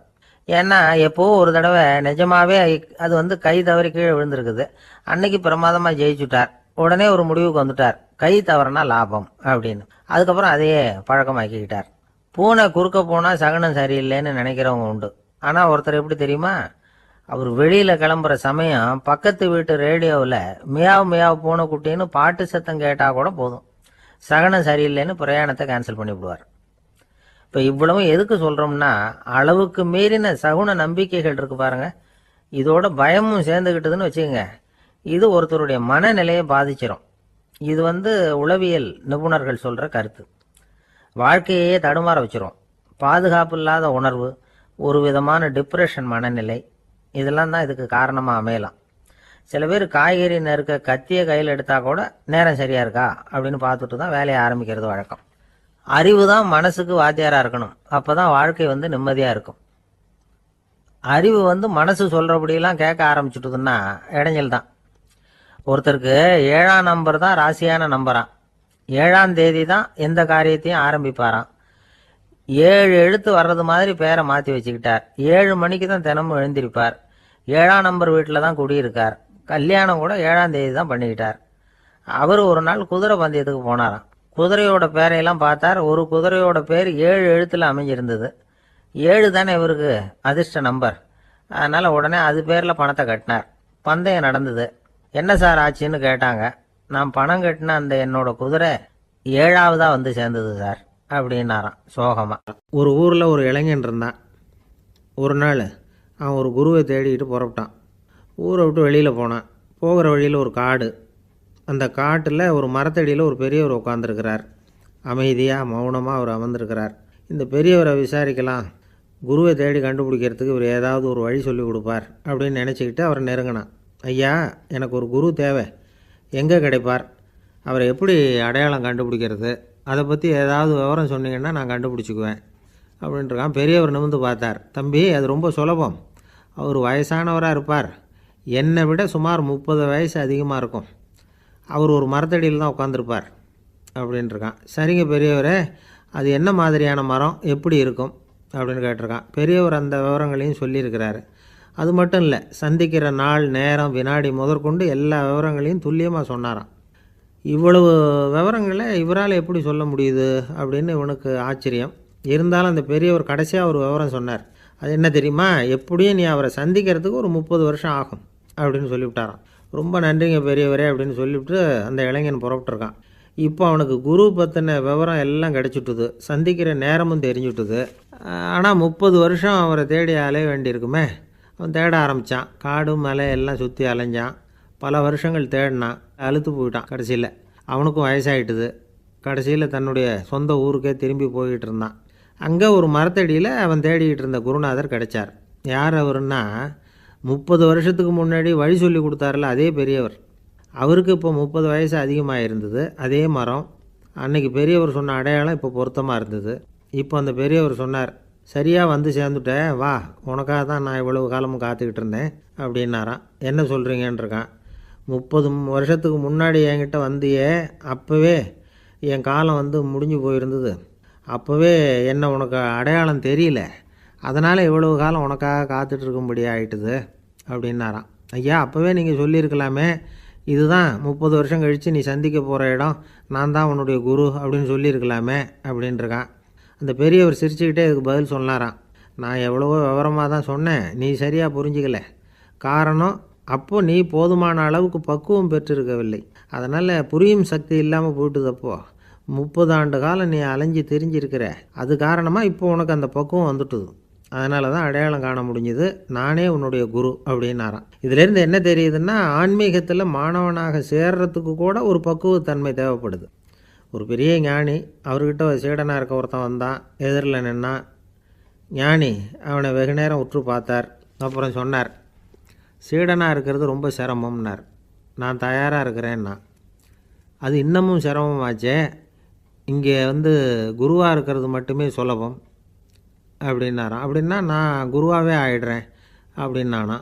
இது போலவே இந்த காலத்தில் கதை ஒன்று உண்டு. ஒரு பள்ளிக்கூடத்தில் வகுப்பு ஆசிரியர் மாணவனை திட்டிக்கிட்டு இருந்தார். டேய், நீ 100க்கு 10 மார்க்கு தான் வாங்கிக்கிட்டு இருக்க. இவ்வளவு மோசமாக நீ படித்தா கடைசியில் மாடு மேய்க்கிறது கூட லாய்க்கு இல்லாதவனா ஆகிடுவேன். அதுக்கப்புறம் என்ன செய்ய போகிறேன் அப்படின்னாராம். பையன் தலையை சொரிஞ்சிக்கிட்டே சொன்னானா, சார் அப்படின்னா ஒன்று செய்கிறேன் அப்படின்னானா. இவர் கேட்டிருக்கார், என்ன செய்ய போகிறேன்னு. வேறு என்ன சார், உங்களை மாதிரி ஒரு ஆசிரியர் ஆகிடுறேன் அப்படின்னான். துருக்மேனியாவில் அஷ்காபாத் அப்படின்னு ஒரு நகரத்தில் ஒரு புவியியல் விஞ்ஞானி இருந்தார். அவர் ஒரு நாய்க்குட்டி வளர்த்தார். ஒரு நாள் முன்னிரவு நேரம் ஒரு மேஜைக்கு முன்னாடி உட்காந்து அந்த விஞ்ஞானி ஏதோ கணக்கு போட்டுக்கிட்டு இருக்கிறார். அவருக்கு ஒரு சின்ன பெண் குழந்தை, அது தொட்டிலில் தூங்கிட்டு இருக்குது. அந்த நாய்க்குட்டியும் ஒரு மூலையில் படுத்து அது பாட்டுக்கு தூங்கிட்டு இருந்தது. ஒரே அமைதி. அந்த நேரத்தில் திடீர்னு அந்த நாய்க்குட்டி துள்ளி எழுந்திரிச்சது. நேராக குழந்தைகிட்ட ஓடிச்சு. அந்த குழந்தைய அது போட்டிருந்த ட்ரெஸ்ஸோடு சேர்த்து கவ்வி தூக்குச்சு. தூக்கிட்டு வாசல் பக்கம் ஓடிச்சு. நாய்க்குட்டி குழந்தைய கவ்வி தூக்க முடியுமாங்கிற சந்தேகம் உங்களுக்கு இல்லையா? நீங்கள் நம்மூர் நாய்க்குட்டியவே பார்த்து பழக்கப்பட்டிருக்கீங்க. அதனால் நம்புறதுக்கு சிரமமாக இருக்கும். அந்த ஊர்லெலாம் அது ரொம்ப ஸ்ட்ராங்காக இருக்கும். ஒரு ஏதோ கண்ணுக்குட்டி மாதிரி இருக்கும். விஞ்ஞானி அதை பார்த்துட்டார். உடனே அந்த நாய்க்கு வெறி பிடிச்சிட்டுதுன்னு முடிவு பண்ணிட்டு தன்னோட கை துப்பாக்கியை எடுத்துக்கிட்டு ஓடி வந்தார். அவர் வெளியில் நாய்க்குட்டி எங்கே அப்படின்னு பார்த்து தேடுறார். அந்த நேரத்தில் அந்த வீடு இடிஞ்சு விழுது. காரணம் பூமி அதிர்ச்சி. இப்படி பூமி அதிர்ச்சி உண்டாக போகுதுங்கிறது அந்த நாய்க்குட்டிக்கு முன்னாடியே தெரிஞ்சு போச்சு. அதுதான் குழந்தைய தூக்கிட்டு வெளியில் ஓடி வந்திருக்குது. அது மூலமாக அந்த குடும்பத்தையே காப்பாற்றி இருக்குது அந்த நாய்க்குட்டி. இந்த சம்பவம் நடக்கிறதுக்கு 3 நாளைக்கு முன்னாடியே சில பிராணிகளுக்கு இப்படி நடக்க போகுதுங்கிறது தெரிஞ்சிருக்குதான். ஆமாம், அந்த நகரத்தில் 3 நாளைக்கு முன்னாடியே பாம்பு, பல்லி இதெல்லாம் அது தங்கியிருந்த வலையை விட்டு வெளியில் ஓடி வந்துட்டுது. அதே மாதிரி அங்கே இருந்த புறாவெல்லாம் பறந்து போயிடுச்சான். இதே மாதிரி யுகோஸ்லோவியாவில் கூட ஒரு நகரம், அங்கே ஒரு நாள் ராத்திரி ஒரு மிருக காட்சி சாலையில் திடீர்னு ஒரு பெரிய கலவரம், கூச்சல், குழப்பம். அங்கே இருந்த கழுதை, புலி, யானை, பறவை எல்லாம் கண்ணாபின்னான்னு கத்த ஆரம்பிச்சுட்டுது. நீர் யானை அதுக்குன்னு போட்டிருந்த தடுப்பையே தாண்டி குதிச்சு வெளியில் வந்துட்டுதான். மறுநாள் தான் எல்லாருக்கும் விஷயம் புரிஞ்சுது. அடுத்த நாள் காலையில் அங்கே பூமி அதிர்ச்சி உண்டாயிட்டுது. இப்போ பாருங்க, அதாவது மனுஷனை போய் தீர்க்க தரிசி அது இதுன்னு சொல்லிட்டு இருக்கிறோம். இவனை விட அது பரவாயில்லைன்னு தோணுது. அதாவது மிருகங்கள் ஒன்று நடக்க போகுதுங்கிறத முன்னாடியே புரிஞ்சுக்குதே. சரி, இதெல்லாம் எப்படி அது முன்கூட்டி புரிஞ்சுக்குது? அதுதான் படைப்பு ரகசியம். அதை கண்டுபிடிக்கிறதுக்கு தான் மனுஷன் ஆராய்ச்சி பண்ணிட்டு இருக்கிறான். விஞ்ஞானிகளோட ஆராய்ச்சியெல்லாம் ஒரு பக்கம் இருக்கட்டும், வீட்டுக்குள்ளேயே சில ஆராய்ச்சி பண்ணி பாருங்களேன். இப்போ சில யோசனை சொல்லி அதை சோதனை பண்ணி பாருங்க அப்படின்னு ஒருத்தர் சொன்னாராம். அதாவது இப்போ மழை வருமா வராதா அப்படின்னு தெரிஞ்சுக்கணுமா, உடனே ஒரு பூனைக்குட்டி பின்னாடியே மெதுவாக போய் அது என்ன செய்யுதுன்னு கவனித்து பார்க்கணும். பூனைக்குட்டி தன்னோட பாதத்தினால சுகத்தில் அப்படி கீறிக்கிட்டு இருக்கும். அப்படி கீறினா கண்டிப்பாக மழை வரும். சில சமயம் பூனைக்குட்டி அப்படியே மல்லாந்து படுத்துக்கிட்டு பாதத்தை உயர தூக்கும், அப்படியும் எப்படியும் புரளும். இப்படி செஞ்சதுன்னா அன்னைக்கும் மழை இருக்காது. அதனால் முன்னாடி இருந்தது மழை வர்றதுக்கு அறிகுறி, இது மழை இல்லைங்கிறதுக்கு அறிகுறி. பறவைகள், பிராணிகள் இதுகளோட நடவடிக்கைகளை பார்த்துட்டு அதையெல்லாம் அடிப்படையாக வச்சு தான் காலநிலையை கண்டுபிடிக்கிற கருவிகளை கண்டுபிடிச்சிருக்கிறாங்க. வாத்து இருக்குல்ல, சில சமயம் தன்னோட அழகை தன்னோட இறகுகளில் அப்படியே புதைச்சிக்கும். அப்படி செஞ்சால் குளிர்காலம் வரப்போகுதுன்னு அர்த்தம். பருவநிலை குளிராக மாறப்போகுதுங்கிறதுக்கு இதுதான் அறிகுறி. சிட்டுக்குருவி இருக்குதுல்ல, அதெல்லாம் புழுதியில் உழுந்து புரளும். சிறகுகளை படபடன்னு அடிச்சுக்கும். அப்படி செஞ்சால் மழை வரப்போகுதுன்னு அர்த்தம். ஒன்று மட்டும் நாம் நல்லா தெரிஞ்சுக்கணும். இயற்கையின் சீற்றம்னு சொல்கிறோம் இல்லையா, இயற்கை ஏன் நம்ம மேலே கோவப்படுது? இயற்கையை நாம் அனுசரித்து போகிறதில்ல, அதனால் கோவப்படுது. காடுகளை அழிக்கப்படாது, விலங்குகளை கொல்லக்கூடாது, இயற்கை ஏற்படுத்தி வச்சிருக்கிற சமநிலையை கெடுக்கப்படாது. அதை புரிஞ்சுக்கிட்டு வாழ்ந்தோம்னா பூமியும் நடுங்காது, நாமளும் நடுங்க வேண்டிய அவசியம் இருக்காது. ஒருத்தர் இருந்தார், சாராய கடைக்கு போனாராம். நிறைய சாப்பிட்டார். அப்புறம் சொன்னார், இது ரொம்ப அற்புதமான சரக்கு போல இருக்கு. உள்ளே போன உடனே இந்த பூமியே நடுங்கிறது மாதிரி இருக்கு எனக்கு அப்படின்னாராம். இதுக்கு கடைக்காரர் சொல்லியிருக்கார், நீங்கள் சாப்பிட்டது வெறும் பச்சை தண்ணி தாங்க, இப்போ ஏற்பட்டிருக்கிறது நிஜம் பூமி அதிர்ச்சி அப்படின்னார். ஒரு விவசாயி விதைக்கிறதுக்காக வயல்வெளி பக்கம் போகிறார். விதைகளை அள்ளி வீசினார். அப்போ என்ன ஆச்சுன்னா, சில விதைகள் பாதை ஓரத்தில் விழுந்தது. சில விதைகள் முள் செடிகள் மண்டி இருந்த புதருக்கு இடையில விழுந்தது. சில விதைகள் நல்ல நிலத்தில் விழுந்தது. பாதை ஓரத்தில் விழுந்த விதை என்ன ஆச்சுன்னா, அதெல்லாம் பறவைகள் கண்ணில் போட்டுட்டுது. உடனே உட்காந்து கொத்தி தின்னுட்டு போட்டுது. அதிகமாக மண் இல்லாத பாறை பகுதியில் விழுந்த விதையெல்லாம் லேசாக வேர் விட்டு முளைக்க ஆரம்பிச்சுது. அதுக்கப்புறம் வேர் கீழேயும் ஆழமாக போக முடியல, மேலேயும் சூரிய வெப்பம் அதிகம் தாங்க முடியல, எல்லாம் காஞ்சி கருகி போட்டுது. புதர் பகுதியில் சில விதைகள் விழுந்தது இல்லையா, முள் செடிகள் காடாக மண்டி போயிருந்தது. அதனால் முளைச்சி வர்ற செடிக்கு நெருக்கடி அதிகமாக போட்டுது, சரியாக வளர முடியல, விளைச்சலும் சரியா இல்லை. நல்ல நிலத்தில் விழுந்த விதைகள் மட்டும் நல்லா முளைச்சிது, நல்லா வளர்ந்தது, விளைச்சலும் பிரமாதமாக இருந்தது. இந்த கதையை சொல்லிவிட்டு கேட்க செவியுள்ளோர் கேட்கட்டும் அப்படிங்கிறார் இயேசு பெருமான். ஆமாம், இயேசு கடலில் நின்ற படகு ஒன்றில் உட்காந்துருக்கிறார். கடற்கரையில் ஏராளமான மக்கள் உட்காந்துருக்கிறாங்க. அந்த சமயத்தில் தான் இயேசு ஓமைகள் மூலமாக மக்களுக்கு பல உண்மைகளை சொல்லிகிட்டு இருக்கிறார். மக்கள் அந்த கதையை கேட்டுட்டு ஒன்றும் புரியாமல் முழிக்கிறாங்க. அதை கவனித்த இயேசு அந்த ஓமையை விளக்க ஆரம்பிச்சார். இதில் அந்த விதைக்கிறவர் தான் இறைவன். அவருடைய வார்த்தைகளை விதைக்கிறார். அந்த வார்த்தைகளை கேட்கிற மக்கள் அந்த விழுந்த விதைகள் மாதிரி 4 வகையானவர்கள். சில பேர் பாதை ஓரத்தில் விழுந்த விதைகள் மாதிரி. இறைவன் வார்த்தைகளை அவங்க கேட்குறாங்க. ஆனால் தீய எண்ணங்கள் செய்கைகள் மூலமாக விதைக்கப்பட்ட வார்த்தைகள் அழிஞ்சு போடுது. இறைவன் வார்த்தைகளை கேட்ட உடனே மகிழ்ந்து போய் உடனே சில பேர் அதை ஏற்றுக்கிறாங்க. இவங்கெல்லாம் அந்த பாறை பகுதியில் விழுந்த விதைகள் மாதிரி. அதனால் இவங்கெல்லாம் வேறு இல்லாதவங்க. கொஞ்ச காலத்துக்கு இறை வார்த்தைகளுக்கு கீழ்ப்படிந்து நடப்பாங்க. அதனால் ஏதாவது இடைஞ்சல் ஏற்பட்டால் உடனே தடுமாறுவாங்க. தங்கள்கிட்ட இருக்கிற நல்ல பண்புகளை விட்டுட்டு பாவ வழிகளுக்கு போயிடுவாங்க. முள் செடிகளுக்கு இடையில விழுந்த விதைகள் மாதிரி உள்ளவங்க யாருன்னா, இவங்களுக்கு உலக கவலை உண்டு, செல்வத்தின் மீது மயக்கம் உடையவர்கள். உலக ஆசைகள் இவங்களுக்குள்ள பூந்துடுறதுனால அங்கே இருக்கிற நல்ல பண்புகள் மறைஞ்சு போயிடுது. அதனால் அவங்களும் உபயோகம் இல்லாதவங்களா ஆயிடுறாங்க. நல்ல மனிதர்கள் நல்ல நிலத்தில் விழுந்த விதைகளுக்கு ஒப்பானவர்கள். இவங்க இறை வார்த்தையை கேட்குறாங்க, அதை ஏற்றுக்கிறாங்க, அவங்களும் நல்லபடியாக வாழுறாங்க, அடுத்தவங்களுக்கும் உபயோகமாக இருப்பாங்க. இதுதான் இயேசு சொன்ன விளக்கம். நல்ல வார்த்தைகளை கேளுங்கள், நல்ல வார்த்தைகளை ஏற்றுக்கொள்ளுங்கள், அடுத்தவங்களுக்கு உபயோகமாக இருங்க. இதுதான் பெரியவங்கள்லாம் நமக்கு சொல்லுகிற உபதேசம். ஒரு அப்பா தன்னுடைய மகனுக்கு உபதேசம் பண்ணார். இதை பாருப்பா, நல்ல வார்த்தைகளை கேட்கணும், எப்போதுமே மகன் அப்பா பேச்சை கேட்கறது நல்லது அப்படின்னாராம். நீ ஏதாவது ஒரு தப்பு பண்ணால் என் தலையில் ஒரு முடி நரைச்சி வெள்ளையா போடும்பா, நீ செய்கிற ஒவ்வொரு தப்புக்கும் என் தலையில் ஒவ்வொரு முடி வெள்ளையாயிடும் அப்படின்னாராம். பையன் யோசிச்சான், அப்பா இப்போதான் எனக்கு புரியுது, தாத்தாவோட தலைமுடி பூராவும் வெள்ளையா இருக்கிறதுக்கு என்ன காரணம்ங்கிறது எனக்கு இப்போதான் புரியுது அப்படின்னா. ஜவஹர்லால் நேரு பிரதமராக இருந்த சமயம் அவர் ஒரு தடவை சென்னைக்கு வந்திருக்கிறார். இங்கே சில முக்கிய நிகழ்ச்சிகளில் கலந்துக்கிறதுக்காக வந்திருந்தார். ஆளுநர் மாளிகையில் ஒரு நாள் ராத்திரி தங்கி மறுநாள் புதுடெல்லி புறப்படுறதாக ஏற்பாடு. நிகழ்ச்சியிலெல்லாம் முடிச்சுக்கிட்டு ஆளுநர் மாளிகையில் தங்கி இருக்கிறார். அன்றைக்கு இரவு படிக்கிறதுக்கு ஒரு முக்கியமான புத்தகம் அவருக்கு தேவைப்பட்டது. அந்த சமயத்தில் உலக அளவில் ஒரு முக்கியமான பொருளாதாரம் சம்பந்தமான ஒரு புத்தகம் வெளியாகி இருக்கிற விஷயம் அவருக்கு தெரியும். அந்த புத்தகம் மெட்ராஸுக்கு வந்திருக்குமா, அது இங்கே கிடைக்குமா அப்படின்னு விசாரிச்சிருக்கிறார் நேருஜி. அவர் இப்படி கேட்ட உடனே அங்கே இருந்தவங்கெல்லாம் ரொம்ப பரபரப்பாக செயல்பட ஆரம்பிச்சுட்டாங்க. முக்கியமான இடங்கள்ல எல்லாம் விசாரிச்சிருக்கிறாங்க, அந்த புத்தகம் உங்ககிட்ட இருக்கான்னு. சென்னையில் உள்ள கன்னிமாரா நூல் நிலையத்துக்கு எப்படியும் அந்த புத்தகம் வந்திருக்கணும் அப்படின்னு ஒரு நம்பிக்கை. அங்கே விசாரித்தாங்க. அந்த புத்தகம் 2 நாளைக்கு முன்னாடி தான் அங்கே வந்திருக்குது அப்படிங்கிற விஷயம் தெரிஞ்சுது. உடனே எல்லாரும் அங்கே ஓடினாங்க. அவங்களுக்கு இன்னொரு சந்தேகம், புத்தகம் வந்திருக்கு சரி, அது இந்த சமயத்தில் வேற யாரும் படிக்கிறதுக்கு எடுத்துகிட்டு போயிருக்கக்கூடாதே அப்படிங்கிற சந்தேகம் இருந்தாலும் மனசுக்குள்ள ஒரு தைரியம். இப்படி ஒரு புத்தகம் வெளிவந்திருக்கிற விஷயமே நேருஜி சொல்லி தான் நமக்கே தெரியும்.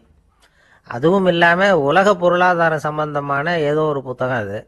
அதை போய் இந்த நேரத்தில் அவ்வளவு ஆர்வமாக யார் எடுத்துகிட்டு போயிட போகிறாங்க அப்படிங்கிற தைரியம். இந்த தைரியத்தோடு அந்த நூல் நிலையத்துக்கு ஓடினாங்க. புத்தகத்தை தேடினா அது கிடைக்கல, யாரோ எடுத்துகிட்டு போயிருக்கிறாங்க. நேருவுக்கு மட்டுமே தெரிஞ்சிருந்த அந்த புத்தகம் பற்றின விஷயம் சென்னையில் வேற ஒருத்தருக்கும் தெரிஞ்சிருக்குது. உடனே எல்லாரும் பரபரப்பா அந்த அதுக்குன்னு இருக்கிற ரிஜிஸ்டர் இருக்குல்ல, பதிவேடு, அதை புரட்டி பார்க்குறாங்க யார் எடுத்துகிட்டு போகிறாங்கன்னு தெரிஞ்சுக்கிறதுக்காக. எடுத்துகிட்டு போனவங்க அதில் கையெழுத்து போட்டிருப்பாங்கல்ல, அதை பார்த்து யாருன்னு தெரிஞ்சுக்கலாம் அப்படிங்கிறதுக்காக தான் அதை புரட்டுறாங்க. அதோ அந்த புத்தகத்தோட பேர் பக்கத்தில் அதை எடுத்துக்கிட்டு போனவங்க கையெழுத்து உத்து பார்க்குறாங்க எல்லாரும். அதில் போட்டிருக்குது பேர் CN அண்ணாதுரை அப்படின்னு எழுதியிருந்தது. அவர் தான் பேரறிஞர் அண்ணா. நேரு படிக்க விரும்பின ஒரு புத்தகத்தை அதே நேரம் படிக்க விரும்பின இன்னொரு தலைவர் இவர். படிக்கிறதுல அவருக்கு இருந்த ஆர்வத்தை நாம் தெரிஞ்சுக்கணும்னா அதுக்கு எவ்வளவோ சம்பவங்கள் இருக்குது. கடைசி காலத்தில் அவர் அடையார் மருத்துவமனையில் படுத்திருக்கிறார். அவருக்கு ஒரு முக்கியமான அறுவை சிகிச்சை செய்ய வேண்டியிருக்குது அவசரமாக. அமெரிக்காவிலேருந்து டாக்டர் மில்லர் வந்திருக்கிறார். அவர்கிட்ட கேட்குறார், டாக்டர் நாளைக்கே அறுவை சிகிச்சை செய்ய போகிறீங்களா அப்படின்னு. ஆமாங்கிறார் டாக்டர் மில்லர். நாளைக்கு மறுநாள் செஞ்சுக்கிறேனே அப்படின்னாரான் அண்ணா. ஏன் ஏதாவது நாள் பார்க்குறீங்களான்னு கேட்டிருக்கார். இல்லை, ஒரு புத்தகத்தை படிச்சுக்கிட்டு இருக்கிறேன், அதை நாளைக்குள்ளே முடிச்சிருவேன், அதுக்கப்புறம் நான் இறந்தாலும் கவலை இல்லை அப்படின்னாரான் இவர். அவர் தான் அறிஞர் அண்ணா. சங்ககால நூல்கள்லேருந்து சமீபத்தில் வந்த நூல்கள் வரைக்கும் எல்லாம் அவர் படிச்சிருக்கிறார். ஒரு திருமண விழாவில் அவர் பேசும்பொழுது சொன்ன விஷயம் இது. சங்க காலத்தில் காதலியை மணக்க விரும்புகிறவனுக்கு அவனுடைய தந்தை வீர சோதனைகள்லாம் வைப்பார். போய் புலிப்பல் கொண்டுக்கிட்டு வா, அப்போ தான் என் பொண்ணை கொடுப்பேன் அப்படின்னு சொல்லுவார். காதலன் உடனே காட்டுக்கு போவான், ஒரு புலியை கொன்று அதனுடைய பல்லை கொண்டுகிட்டு வருவான். அதை வீர பதக்கத்தில் பதிச்சு அவனுக்கு மாமனார் சூட்டுவார் கல்யாண சமயத்தில். இப்போலாம் காதலன் கிட்ட அப்படி சொல்ல முடியாது. இப்போலாம் காதலன் கிட்ட காட்டுக்கு போய் புலிப்பல் கொண்டுகிட்டு வான்னு யாராவது சொன்னால் புலி தான் மாப்பிள்ளையாக வந்து சேரும் அப்படின்னா. வாழ்க்கையில் சில சந்தர்ப்பங்களில் நாம் சில அவமானங்களை சந்திச்சே தீர வேண்டியிருக்கு. என்ன பண்ணுறது, காலம் அப்படி. அவமானப்படுறவங்க உடனே அடங்கி போயிடுறது தான் உலக வழக்கம். அவமானப்பட்டால் உடனே சீறி எழறவங்களும் உண்டு. ஆனால் அதையே ஒரு சவாலாக எடுத்துக்கிட்டு முன்னுக்கு வர்றவங்களும் சில பேர் இருக்கிறாங்க. அவங்க ரொம்ப அபூர்வம். இன்றைக்கி மனோதத்துவ நிபுணர்கள்லாம் என்ன சொல்கிறாங்க தெரியுமா? அவமானப்பட்டுட்டா உடனே அடங்கி போயிடக்கூடாதான். அதையே ஒரு சவாலாக எடுத்துக்கிட்டு மனசில் ஒரு வைராக்கியத்தோடு முயற்சி பண்ணினா வாழ்க்கையில் எல்லாரும் முன்னேறலாமா. அவமானங்கிறத நாம் வைராக்கியமாக மாற்றிக்கணும். அதுதான் வெற்றிக்கு வழி. ராமர் இந்த பூமியில் பிறந்ததே ஒரு வைராக்கியத்தினால தான் சார் அப்படின்னார் ஒருத்தர். எப்படிங்க அது அப்படின்னு கேட்டேன். அவர் சொன்னார், தசரதருக்கு ராமர் குழந்தையாக பிறக்கணும், அப்போ தான் இங்கே இருக்கிற கஷ்டங்கள்லாம் நீங்கும் அப்படின்னு சர்வ லோகமும் எதிர்பார்த்துக்கிட்டு இருக்குது. ஆனால் அவர் எப்போ பிறப்பார் அப்படின்னு யாருக்கும் தெரியல. அந்த காரியம் சீக்கிரம் நடக்கணுமே, அதுக்கு என்ன பண்ணுறது? நாரதர் வந்தார் ஒரு நாள் தசரதரை தேடி. தசரதா, உனக்கு ஒரு செய்தி தெரியுமான்னு ஆரம்பித்தார். அவர் எப்பவும் இப்படித்தானே ஆரம்பிக்கிறது வழக்கம். என்ன விஷயம்னு கேட்டார் தசரதர். தசரதா, நீ அடிக்கடி உன்னோட தேரில் ஏறிக்கிட்டு தேவலோகத்துக்கு போகிற, அங்கே போகிற வர்ற எல்லாம் பண்ணிகிட்ருக்க, எல்லாம் சரி. தேவலோகத்துலேயும் உன்னை நல்லபடியாக தான் வரவேற்கிறாங்க. தேவேந்திரன் உன்னை பிரியமாக அழைச்சிட்டு போய் தன்னுடைய அரியாசனத்திலேயே தனக்கு பக்கத்திலேயே உட்கார வைக்கிறான். நீயும் சந்தோஷமாக உட்காந்து பேசிவிட்டு வந்துடுற. ஆனால் நீ இங்கே வந்ததுக்கு அப்புறம் அங்கே என்ன நடக்குது தெரியுமா உனக்கு அப்படின்னாரான் நாரதர். என்ன நடக்குது எனக்கு ஒன்றும் தெரியலையே அப்படின்னாரான் தசரதர். நாரதர்கிட்ட கிட்டத்தில் கேட்டிருக்கார், கொஞ்சம் சொல்லுங்கள் என்னது அப்படின்னு. அவர் நெருங்கி வந்தாரான் நாரதரும். மெதுவாக அவர் காதோட காதாக சொன்னாராம். அதாவது நம்ம பாஷையில் சொல்லப்போனால் பற்ற வைக்கிறார். நீ அங்கே தேவேந்திரங்கிட்ட உட்காந்து பேசிவிட்டு வந்த பிறகு நீ அங்கே உட்காந்துருந்த அரியாசனத்தை தண்ணி ஊற்றி கழுவி சுத்தப்படுத்துகிறாங்க. நீ என்ன அந்த அளவுக்கு சுத்தம் இல்லாத ஆளா, தினம் குளிக்காமையாக இருக்கிற அப்படின்னாராம். தசரதருக்கு இது ரொம்ப அவமானமாக போயிட்டுது. அப்படியே செய்கிறாங்க அப்படின்னாராம். ஆமாம், நீ வேணும்னா நான் சொல்கிறது உண்மையா இல்லையா அப்படின்னு சோதனை பண்ணி பார்த்துக்கோ அப்படின்னாரான் நாரதர். உடனே தசரதர் இதுக்காகவே புறப்பட்டு தேவலோகம் போனார். அங்கே வழக்கம் போலவே இவரை கூப்பிட்டு உட்கார வச்சு பேசிக்கிட்டு இருந்தான் தேவேந்திரன். கொஞ்ச நேரம் பேசிக்கிட்டு இருந்துட்டு சரி நான் கிளம்புறேன்னு புறப்பட்டார். சரி, அவனும் வாசல் வரைக்கும் வழி அனுப்பி வச்சுட்டு உள்ளே போயிட்டான். தசரதர் வெளியில் கொஞ்சம் நேரம் மறைஞ்சி இருந்துட்டு மெதுவாக உள்ளே எட்டி பார்த்தார் என்ன நடக்குதுன்னு. நாரதர் சொன்னது உண்மைதான். தசரதர் உட்காந்துருந்த ஆசனத்தை அங்கே 2 தேவர்கள் கழுவி சுத்தப்படுத்திக்கிட்டு இருக்கிறாங்க. தசரதரால் இதை தாங்கிக்க முடியல. அவருக்கு ரொம்ப அவமானமாக போச்சு. நேராக கிடுகிடுன்னு தேவேந்திரங்கிட்டே போனார். நான் உட்காந்துருந்த இருக்கையே சுத்தம் பண்ணுறியே, நான் என்ன அந்த அளவுக்கு பாவியா அப்படின்னு கேட்டார். ரொம்ப கோபமாக கேட்டார். தசரதரே, மனுஷனுக்கு 3 கடன்கள் உண்டு. தேவ கடன், ரிஷி கடன், பித்ரு கடன். இதை தீர்க்காதவன் பாவியாகிறான். இதில் மகனை பெறுவதால் தான் பித்ரு கடன் தீரும். உனக்கு மகன் கிடையாது, அதனால் நீ பாவியாகிற. பாவி உட்காந்துருந்த இடம்ங்கிறதுனால அதை சுத்தம் செய்ய வேண்டியது எங்கள் கடமை அப்படின்னு நானான் தேவேந்திரன். இந்த இடத்துல தசரதருக்கு ஏற்பட்ட அவமானம் ஒரு வைராக்கியமாக மாறிச்சு. தேவேந்திரனே கேட்டுக்கோ, ஒரு மகனை பெற்ற பிறகு தான் இந்த சபையில் மறுபடியும் அடி எடுத்து வைப்பேன் அப்படின்னு சொல்லிவிட்டு போயிட்டாரான். போய் புத்திர காமேஷ்டி யாகம் பண்ணார். புத்திரர்கள் பிறந்தார்கள். இந்த கதையில் உள்ள கருத்து என்னென்னா, தேவேந்திரன் தசரதரை அப்படி அவமானப்படுத்தலைன்னா அவருக்கு இப்படி ஒரு வைராக்கியம் பிறந்திருக்குமா யோசித்து பார்க்கணும். நமக்கு ஏற்படுகிற சில அவமானங்களையும் வைராக்கியமாக மாற்றிக்குவோம். அப்படி மாற்றிக்கிட்டோம்னா வாழ்க்கையில் முன்னேறலாம். நம்ம ஆளுங்க சில பேர் அவமானத்தை வைராக்கியமாக மாற்றிக்கிறது எப்படி தெரியுமா? நம்மக்கிட்ட ஒரு பையன் சொன்னான், எங்கள் அப்பா என்னை எல்லாருக்கும் முன்னாடி வச்சு திட்டிவிட்டார், பொறுப்பு இல்லாமல் ஊர் சுற்றுறேன்னு சொல்லி அவமானப்படுத்தி விட்டார். இனிமேல் நீ என் முகத்திலேயே முழிக்காதரா போடான்னு வேறு சொல்லிவிட்டார். எனக்கு ரோஷம் வந்துட்டுது. அந்த அவமானத்தை வைராக்கியமாக மாற்றிக்கிட்டேன். அன்னையிலேருந்து அவர் முகத்திலேயே முழிக்கிறது இல்லை அப்படின்னா. அப்படியான்னு கேட்டோம். ஆமாங்க, அவர் வீட்டில் இல்லாத நேரமாக பார்த்து உள்ளே சமையல் கட்டுக்கு போய் சாப்பிட்டுட்டு நைஸாக வெளியில் வந்துடுவேன் அப்படிங்கிறான் அவன். இந்த உலகத்தில் நாம் நல்லபடியாக இருக்கணும்னா அதுக்கு முக்கியமாக தேவைப்படுறது ரெண்டு. ஒன்று செல்வம், இன்னொன்று அறிவு. சரி, இது ரெண்டில் சிறந்தது எது அப்படின்னு ஒரு கேள்வி கேட்டால் என்ன பதில் சொல்கிறது? இதே கேள்வியை ஹஸ்ரத் அலி அவர்கள்கிட்ட கேட்டாங்களாம். அவர் ஒரு பெரிய அறிஞர். கேள்வி கேட்டவங்களும் சாதாரண ஆட்கள் இல்லை, இவங்களும் அறிஞர்கள். ஒரு நாள் ஹஸ்ரத் அலி அவர்கள்கிட்ட 10 அறிஞர்கள் வந்தாங்களாம். ஐயா, நாங்கள் 10 பேரும் உங்ககிட்ட ஒரே கேள்வியை தான் கேட்க வந்திருக்கிறோம், ஆனால் எங்கள் 10 பேருக்கும் நீங்கள் தனித்தனியாக பதில் சொல்ல முடியுமா அப்படின்னு கேட்டிருக்காங்க. அதாவது அவங்க ஒரே கேள்விக்கு இவர்கிட்ட இருந்து 10 விதமான பதில் எதிர்பார்க்குறாங்க. சரி கேளுங்க, என்ன கேள்வி அப்படின்னார் அவர்.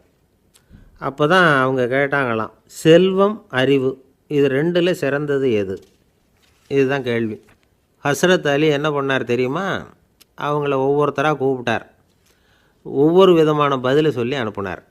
முதல்ல ஒருத்தரை கூப்பிட்டார், சொன்னார், அறிவுங்கிறது தீர்க்கதரிசிகள், ஞானிகள், மகான்கள் இவங்களோட பரம்பரை சொத்து. ஆனால் செல்வங்கிறது கொடுங்கோலரின் ஆயுதம், அதனால் அறிவு தான் சிறந்தது அப்படின்னார். ரெண்டாவது ஆளை கூப்பிட்டார், உங்ககிட்ட செல்வம் இருந்தால் நீங்கள் தான் அதை காப்பாற்றணும், ஆனால் அறிவு உங்களை எப்பவும் காப்பாற்றும், ஆகவே அறிவு தான் சிறந்தது அப்படின்னார். மூணாவது ஆளை கூப்பிட்டார், செல்வந்தனுக்கு எப்போதும் விரோதிகள் அதிகம், ஆனால் அறிஞனுக்கு நண்பர்கள் அதிகம், அதனால் அறிவு தான் சிறந்ததுன்னார். அடுத்தவரை கூப்பிட்டார், செல்வம் அடுத்தவங்களுக்கு கொடுக்க கொடுக்க குறையும், ஆனால் கல்விங்கிறது அதிகரிச்சுக்கிட்டே வரும், கொடுக்கறதுனால குறையாது, அதனால் அறிவு தான் சிறந்ததுன்னார். இன்னொருத்தரை கூப்பிட்டார், அறிவுள்ளவன் எப்பவும் அதை அடுத்தவங்களுக்கு வாரி வழங்கிக்கிட்டே இருப்பான், அதனால் அவங்ககிட்ட தாராளத்தன்மை இருக்கும், ஆனால் செல்வந்தன்கிட்ட கஞ்சத்தனம் தான் இருக்கும், அதனால் அறிவு தான் சிறந்ததுன்னார். ஆறாவது நபரை கூப்பிட்டார், செல்வத்தை கள்வர்கள் திருடிக்கிட்டு போக முடியும், ஆனால் அறிவை அப்படி திருடிக்கிட்டு போக முடியாது அப்படின்னார். ஏழாவது நபரை கூப்பிட்டார், செல்வம் கால ஓட்டத்தில் அழிஞ்சிரும், ஆனால் அறிவை கால ஓட்டம் ஒன்றும் பண்ண முடியாது, ஆகவே அறிவே சிறந்ததுன்னார். எட்டாவது ஆளை கூப்பிட்டு சொன்னார், செல்வத்துக்கு எப்பவும் எல்லை உண்டு, நிறை உண்டு, அளவு உண்டு, கணக்கு உண்டு, ஆனால் அறிவுக்கு அப்படிப்பட்ட எல்லை எதுவும் கிடையாது, அதனால் அதுதான் சிறந்ததுன்னார். அடுத்தவனை கூப்பிட்டார், செல்வம் உள்ளத்தில் உள்ள ஒளியை போக்கிவிடும், இருட்டை உண்டாக்கிவிடும், விரிந்த மனப்பான்மையை குறுகலாக்கிவிடும், ஆனால் அறிவு அப்படி இல்லை, இருண்ட உள்ளத்தில் ஒளியை பாய்ச்சி அதை விசாலப்படுத்துது, அதுதான் சிறந்ததுன்னார். கடைசியாக 10வது நபரை கூப்பிட்டார், செல்வம் மனசில் செருக்கை உண்டாக்குது, ஆணவத்தை ஏற்படுத்துது, அதனால் நானே கடவுள்னு நினைக்கிற அளவுக்கு மனுஷனை தாழ்த்தி விடுது, ஆனால் அறிவு பணிவையும் பண்பாட்டையும் வளர்க்குது, அதனால் அறிவு தான் சிறந்ததுன்னார். ஆக இப்படி 10 பேருக்கும் 10 விதமாக பதில் சொன்னது மூலமாக ஹஸ்ரத் அலி அவர்கள் அறிவு தான் செல்வத்தை விட சிறந்தது அப்படிங்கிறதுக்கு 10 காரணங்களை சுட்டி காட்டியிருக்கார். அந்த அறிஞர் 10 பேர் கேட்ட ஒரே கேள்விக்கு 10 பதில் சொன்னார். நமக்கு வேண்டிய ஒருத்தர் 10 பேர் கேட்ட கேள்விக்கு ஒரே பதில் சொல்லி சமாளித்தார். கேள்வி என்ன தெரியுமா? என்கிட்ட வாங்கின கடனை எப்போயா திருப்பி கொடுக்க போகிற? இதுதான் அந்த 10 பேரும் கேட்ட ஒரே கேள்வி. இந்த மாதம் 26ஆம் தேதி தந்துடுறேன் அப்படிங்கிற ஒரே பதில் சொல்லி அவ்வளவு பேரையும் இவர் அனுப்பி வச்சுட்டாராம். எல்லாரும் போனதுக்கப்புறம் இவரை தனியாக கூப்பிட்டு கேட்டிருக்கிறாங்க, அது என்ன சார் கணக்கு, 26ஆம் தேதி அன்னைக்கு என்ன அதிசயம் நடக்க போகுது அப்படின்னு கேட்டிருக்காங்க. அதிசயம் அன்னைக்கு இல்லை, அதுக்கு நாளே நடக்க போகுதுன்னாராம். விவரமாக சொல்லுங்கன்னு இருக்காங்க. வேறு ஒன்றும் இல்லைங்க, 26ஆம் தேதி தானே எல்லாரையும் வர சொல்லியிருக்கிறேன், அதுக்கு நாளே நான் புறப்பட்டு தலைமறைவாயிட போகிறேன் அப்படின்னாராம் ரொம்ப பெருமையாக. பக்தின்னு சொல்கிறோம் இல்லையா, அது 3 வகைப்படும் அப்படிங்கிறார் ஒரு பெரியவர். அது என்ன 3 வகைன்னா, தெய்வ பக்தி, அடியார்கள் பக்தி, குரு பக்தி. அடியார் பக்தியை விட தெய்வ பக்தியை விட குரு பக்தி தான் ரொம்பவும் சிறந்ததுங்கிறார் அவர். தெய்வத்துக்கிட்ட செஞ்ச பாவம் குருநாதர்கிட்ட தீர்ந்துருமா, குருநாதர்கிட்ட செஞ்ச பாவம் தெய்வத்துக்கிட்ட போனாலும் தீராதான். இப்படி பெரியவங்கள்லாம் சொல்லி வச்சுருக்கிறாங்க.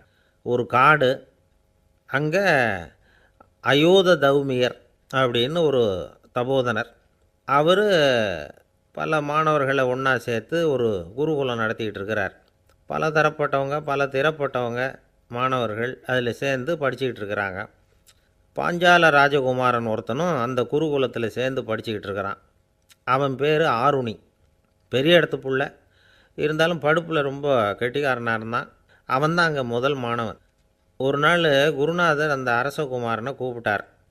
நம்ம குருகுலத்துக்கு சொந்தமான வயலில் தண்ணீர் பெருகி வெள்ளம் வந்து பயிரை வந்து அழிக்குதான். அதனால் நீ போய் மடையை அடைச்சிட்டு வந்துரு அப்படின்னார். அந்த அரசகுமாரன் உடனே புறப்பட்டான். குருநாதர் சொல்லிட்டார்ல, உடனே புறப்பட்டான். நான் பெரிய இடத்து பிள்ளையாச்சே, ராஜகுமாரனாச்சே, ரொம்ப செல்வாக்கூட வளர்ந்தவனாச்சே, நான் போய் வயலில் இறங்கி வேலை செய்கிறதா அப்படின்னுலாம் அவன் நினைக்கல. குருநாதர் கட்டளையை நிறைவேற்ற வேண்டியது நம்ம கடமை அப்படின்னு நினச்சான். உடனே ஒரு மண்வெட்டியை தூக்கி தோளில் வச்சுக்கிட்டு புறப்பட்டு போயிட்டான். வயலுக்கு போனான். பார்த்தான், தண்ணி கரையை உடச்சிக்கிட்டு வயலுக்குள்ளே ஏகமாக பாஞ்சிக்கிட்டு இருக்குது. இவன் மண்வெட்டியால் களிமண்ணை புல்லோடு சேர்த்து புல் பற்ற மாதிரி வெட்டி வெட்டி போட்டான். இருந்தாலும் மடையை அடைக்க முடியல. தண்ணி அதை மீறி வந்துக்கிட்டே இருக்குது. தண்ணி வந்து வேகமாக வயலுக்குள்ளே போய்கிட்டே இருக்குது. போடுற பத்தையெல்லாம் கரைஞ்சி கரைஞ்சி போயிட்டுருக்கு. இருந்தாலும் இவன் தன்னுடைய முயற்சியை கைவிடலை. வெட்டி வெட்டி போட்டுக்கிட்டே இருக்கிறான். காலையில் அங்கே போனவன் சாயந்தரம் வரைக்கும் இப்படி செஞ்சுக்கிட்டு இருக்கிறான். உடம்பும் மனசும் ரொம்பவும் சோர்ந்து போச்சு. இருந்தாலும் குருநாதர் இட்ட கட்டளையை நிறைவேற்றாமல் இருக்கிறோமேங்கிற ஒரு குறை அவனுக்கு இருக்குது. குரு கட்டளையை நிறைவேற்றாத நான் வந்து இன்னமும் இருக்கணுமா அப்படின்னு யோசனை பண்ண ஆரம்பிச்சிட்டான். என்ன செய்யலாம்னு பார்த்தான். நம்ம குருநாதர் இட்ட பணிக்காக இந்த உடம்பையே தியாகம் பண்ணலாம் அப்படின்னு முடிவு பண்ணான். தண்ணி பாயுதில் அதுக்கு குறுக்க விழுந்து அப்படியே மடையை அடைச்சிக்கிட்டு அப்படியே படுத்துட்டான். இது மற்றவங்களுக்கு தெரியாது. அன்னைக்கு ராத்திரி ஒரு விளக்கு முன்னாடி உட்காந்து குருநாதர் பிள்ளைங்களுக்கு பாடம் சொல்லி கொடுத்துக்கிட்டு இருக்கிறார். முதல் வரிசையில் இருக்கக்கூடிய ராஜகுமாரனை காணலை. நம்ம ஆருணி எங்கே போனா அப்படின்னு சொல்லி மற்ற மாணவர்களை விசாரித்தார். இப்போ அவங்க சொன்னாங்க, சுவாமி அவன் காலையில் வயலுக்கு வந்து மடையை அடைக்கிறதுக்காக போனான், நீங்கள் தான் போக சொன்னீங்க, இன்னும் திரும்பி வரல அப்படின்னு அவர் பையன். குருநாதர் உடனே ஒரு தீவெட்டி எடுத்துக்கிட்டு மாணவர்களை அழைச்சிக்கிட்டு வயலுக்கு போனார். அங்கே போய் பார்த்தா ஆளை காணும். ஆருணி ஆருணின்னு சொல்லி சத்தம் போட்டு கூப்பிட்டு பார்க்குறார். நான் இங்கே இருக்கேன் குருநாதா அப்படின்னு காலுக்கு அடியிலேருந்து ஒரு சத்தம் வருது. குனிஞ்சு பார்த்தா அவன் மடையில் படுத்துருக்கிறான். என்னப்பா இதுன்னார். காலையிலேருந்து இந்த மடையை அடைச்சி பார்த்தேன் சுவாமி, முடியல, அதனால் இப்படி குறுக்க படுத்துட்டேன். என்னை தாண்டறதுக்கு பயந்து போய் தண்ணியே தேங்கி நின்றுட்டுது அப்படின்னா. அவனுடைய குரு பக்தியையும் அவனை தாண்டறதுக்கு அஞ்சு நிற்கிற தண்ணி தேக்கத்தையும் பார்த்துட்டு எல்லாரும் ரொம்ப ஆச்சரியப்பட்டு போயிட்டாங்களாம். ஆருணி எழுந்திரிச்சு வா அப்படின்னு கூப்பிட்டாரான் குருநாதர். அவன் தண்ணீரை பொழந்துக்கிட்டு எழுந்திரிச்சு வந்தானான். அதனால் அவனுக்கு வந்து உத்தாலகன் அப்படின்னு ஒரு பேர். உத்தாலகன்னா தண்ணீரை பிளந்தவன் அர்த்தம். அந்த உத்தாலகன் மாதிரி இந்த காலத்து மாணவர்களுக்கும் குரு பக்தி வேணும் அப்படின்னு சொன்னோம் ஒரு பள்ளிக்கூடத்தில். உடனே நிறைய மாணவர்கள் எழுந்திரிச்சு நின்னாங்க. சார், நீங்கள் எங்களை வந்து இன்னமும் சரியாக புரிஞ்சுக்கலன்னு நினைக்கிறோம். அன்னைக்காவது ஒருத்தன் அப்படி இருந்தான், இன்றைக்கி ஏகப்பட்ட உத்தாலகர்கள் இருக்கிறோம். எங்கள் வாத்தியார் கட்டளை இட்டால் இப்போவே அது மாதிரி வயலுக்கு போய் மடையில் குறுக்கப்படுத்துக்கிறதுக்கு இந்த வகுப்பில் உள்ள அத்தனை பேரும் தயாராக இருக்கிறோம் அப்படின்னாங்க. அப்படியா அப்படின்னு சொல்லி கேட்டோம் ரொம்ப சந்தோஷமாக. ஒருத்தன் ரொம்ப அடக்கமாக எழுந்திரிச்சான். அப்புறம் சொன்னான், ஆமாம் சார், வகுப்பில் வந்து இவர் நடத்துகிற பாடத்தை கேட்டுக்கிட்டு இருக்கிறத விட பேசாமல் போய் மடையில் படுத்துடுறது ஒன்றும் கஷ்டமான காரியமாக இருக்காது, அதனால தான் எல்லோரும் அங்கே போகிறேன்னு சொல்கிறோம் அப்படிங்கிறான். ஒரு கடைக்கு போனேன், 5 ரூபா பணத்தை எடுத்து கொடுத்தேன். ஒரு தினசரி பத்திரிக்கையை கேட்டேன். அவர் உடனே அங்கே அடுக்கி வச்சுருந்த பத்திரிக்கையில் ஒன்று எடுத்து என் கையில் கொடுத்தார், வாங்கிக்கிட்டேன். மீதி பணத்தை எடுத்தார், அதையும் என் கையில் கொடுக்கணும்ல, கொடுக்கல. எதிரில் இருந்த பலகையில் வச்சு எடுத்துக்க சொன்னார். எப்பவும் அவர் அப்படி தான் பண்ணுவார். நானும் எடுத்துக்கிட்டு வந்துடுவேன். இவர் ஏன் இப்படி பண்ணுறாருங்கிறது எனக்கு ரொம்ப நாளாக ஒரு சந்தேகம். ஒரு நாள் அவர்கிட்டயே இதை கேட்டுவிட்டேன். ஏங்க, நீங்கள் உங்கள் கடைக்கு வந்து பொருள்கள் வாங்குறவங்களுக்கு நீங்கள் பாக்கி சில்லறையை கொடுக்குறப்போ பலகையில் வச்சு விட்றீங்க, கையில் கொடுக்க மாட்டேங்கிறீங்களே, ஏன் அப்படின்னு கேட்டேன். காசை கையில் கொடுத்தா நம்மக்கிட்ட இருக்கிற லட்சுமி போயிடுவா சார் அப்படின்னார். அதாவது பணம் செலவாயிடும் அப்படின்னு அர்த்தமா. இன்னொரு நண்பர், அவர் ஒரு நாள் வழக்கத்துக்கு மாறாக ரொம்ப சோகமாக உட்காந்துருக்கிறார். ஏங்க என்னாச்சு, ஏன் இப்படி கப்பலே கவிழ்ந்தது மாதிரி உட்காந்துருக்குறீங்க அப்படின்னு கேட்டேன். கப்பலே கவிழ்ந்திருந்தா கூட நான் இப்படி கவலைப்பட மாட்டேன் சார், வேறு ஒன்று நடந்து போச்சுன்னார். என்னன்னு கேட்டேன். என் உச்சந்தலையில் பல்லி ஒன்று விழுந்துட்டுதுன்னார். அதுக்காகவா இப்படி அப்படின்னு ஆச்சரியப்பட்டேன். ஆமாங்க, பல்லி உச்சந்தலையில் விழுந்தால் பலன் என்னன்னு பஞ்சாங்கத்தில் பார்த்தேன், மரணம்னு போட்டிருக்கு அப்படின்னு சொல்லிவிட்டு அவர் தொடர்ந்து கவலைப்பட ஆரம்பிச்சிட்டார். இப்படியும் ஒருத்தர், என் கூட வேலை பார்க்குற ஒருத்தர் எப்படி தெரியுமா, தினமும் வலது காலை வச்சு தான் ஆஃபீஸுக்கு உள்ளே நுழைவார். என்னைக்காவது தவறுதலாக இடது காலை வச்சு உள்ளே வந்துட்டார்னா அன்னைக்கு பூரா மனசு சங்கடப்படுவார். எந்த வேலையும் சரியாக ஓடாது. கேரம் போர்டு ஆடுற ஒருத்தர் எப்போ ஆட உட்காந்தாலும் ஸ்ட்ரைக்கரை கை தவறி கீழே விழுற மாதிரி பண்ணி அதுக்கப்புறம் அதை எடுத்துக்கிட்டு ஆட உட்காருவார். ஏன்னா எப்போவோ ஒரு தடவை நிஜமாகவே அது கை தவறி கீழே விழுந்திருக்குது. அன்னைக்கு பிரமாதமாக ஜெயிச்சுட்டார். உடனே ஒரு முடிவுக்கு வந்துட்டார், கை தவறுனா லாபம் அப்படின்னு. அதுக்கப்புறம் அதையே பழக்கமாக்கிக்கிட்டார். பூனை குறுக்க போனால் சகுனம் சரியில்லைன்னு நினைக்கிறவங்க உண்டு. ஆனால் ஒருத்தர் எப்படி தெரியுமா, அவர் வெளியில் கிளம்புற சமயம் பக்கத்து வீட்டு ரேடியோவில் மியாவ் மியாவ் பூனைக்குட்டின்னு பாட்டு சத்தம் கேட்டால் கூட போதும், சகனம் சரியில்லைன்னு பிரயாணத்தை கேன்சல் பண்ணிவிடுவார். இப்போ இவ்வளவும் எதுக்கு சொல்கிறோம்னா, அளவுக்கு மீறின சகுன நம்பிக்கைகள் இருக்குது பாருங்கள், இதோட பயமும் சேர்ந்துக்கிட்டதுன்னு வச்சுக்கோங்க, இது ஒருத்தருடைய மனநிலையை பாதிச்சிடும். இது உளவியல் நிபுணர்கள் சொல்கிற கருத்து. வாழ்க்கையே தடுமாற வச்சிரும். பாதுகாப்பு இல்லாத உணர்வு, ஒரு விதமான டிப்ரெஷன் மனநிலை, இதெல்லாம் தான் இதுக்கு காரணமாக அமையலாம். சில பேர் காய்கறி நறுக்க கத்தியை கையில் எடுத்தால் கூட நேரம் சரியாக இருக்கா அப்படின்னு பார்த்துட்டு தான் வேலையை ஆரம்பிக்கிறது வழக்கம். அறிவு தான் மனசுக்கு வாத்தியாராக இருக்கணும். அப்போ தான் வாழ்க்கை நிம்மதியாக இருக்கும். அறிவு மனசு சொல்கிறபடியெல்லாம் கேட்க ஆரம்பிச்சுட்டுதுன்னா இடைஞ்சல் தான். ஒருத்தருக்கு 7ஆம் நம்பர் தான் ராசியான நம்பரான். 7ஆம் தேதி தான் எந்த காரியத்தையும் ஆரம்பிப்பாராம். 7 எழுத்து வர்றது மாதிரி பேரை மாற்றி வச்சுக்கிட்டார். 7 மணிக்கு தான் தினமும் எழுந்திருப்பார். 7ஆம் நம்பர் வீட்டில் தான் குடியிருக்கார். கல்யாணம் கூட 7ஆம் தேதி தான் பண்ணிக்கிட்டார். அவர் ஒரு நாள் குதிரை பந்தயத்துக்கு போனாராம். குதிரையோட பேரையெல்லாம் பார்த்தார். ஒரு குதிரையோட பேர் 7 எழுத்தில் அமைஞ்சிருந்தது. 7 தானே இவருக்கு அதிர்ஷ்ட நம்பர். அதனால் உடனே அது பேரில் பணத்தை கட்டினார். பந்தயம் நடந்தது. என்ன சார் ஆச்சுன்னு கேட்டாங்க. நான் பணம் கட்டின அந்த என்னோட குதிரை 7ஆவதாக சேர்ந்தது சார் அப்படின்னாராம் சோகமாக. துருக்மேனியாவில் அஷ்காபாத் அப்படின்னு ஒரு நகரத்தில் ஒரு புவியியல் விஞ்ஞானி இருந்தார். அவர் ஒரு நாய்க்குட்டி வளர்த்தார். ஒரு நாள் முன்னிரவு நேரம் ஒரு மேஜைக்கு முன்னாடி உட்காந்து அந்த விஞ்ஞானி ஏதோ கணக்கு போட்டுக்கிட்டு இருக்கிறார். அவருக்கு ஒரு சின்ன பெண் குழந்தை, அது தொட்டிலில் தூங்கிட்டு இருக்குது. அந்த நாய்க்குட்டியும் ஒரு மூலையில் படுத்து அது பாட்டுக்கு தூங்கிட்டு இருந்தது. ஒரே அமைதி. அந்த நேரத்தில் திடீர்னு அந்த நாய்க்குட்டி துள்ளி எழுந்திரிச்சிது. நேராக குழந்தைகிட்ட ஓடிச்சு. அந்த குழந்தைய அது போட்டிருந்த ட்ரெஸ்ஸோடு சேர்த்து கவ்வி தூக்குச்சு. தூக்கிக்கிட்டு வாசல் பக்கம் ஓடிச்சு. நாய்க்குட்டி குழந்தைய கவ்வி தூக்க முடியுமாங்கிற சந்தேகம் உங்களுக்கு இல்லையா? நீங்கள் நம்ம ஊர் நாய்க்குட்டியவே பார்த்து பழக்கப்பட்டிருக்கீங்க. அதனால் நம்புறதுக்கு சிரமமாக இருக்கும்.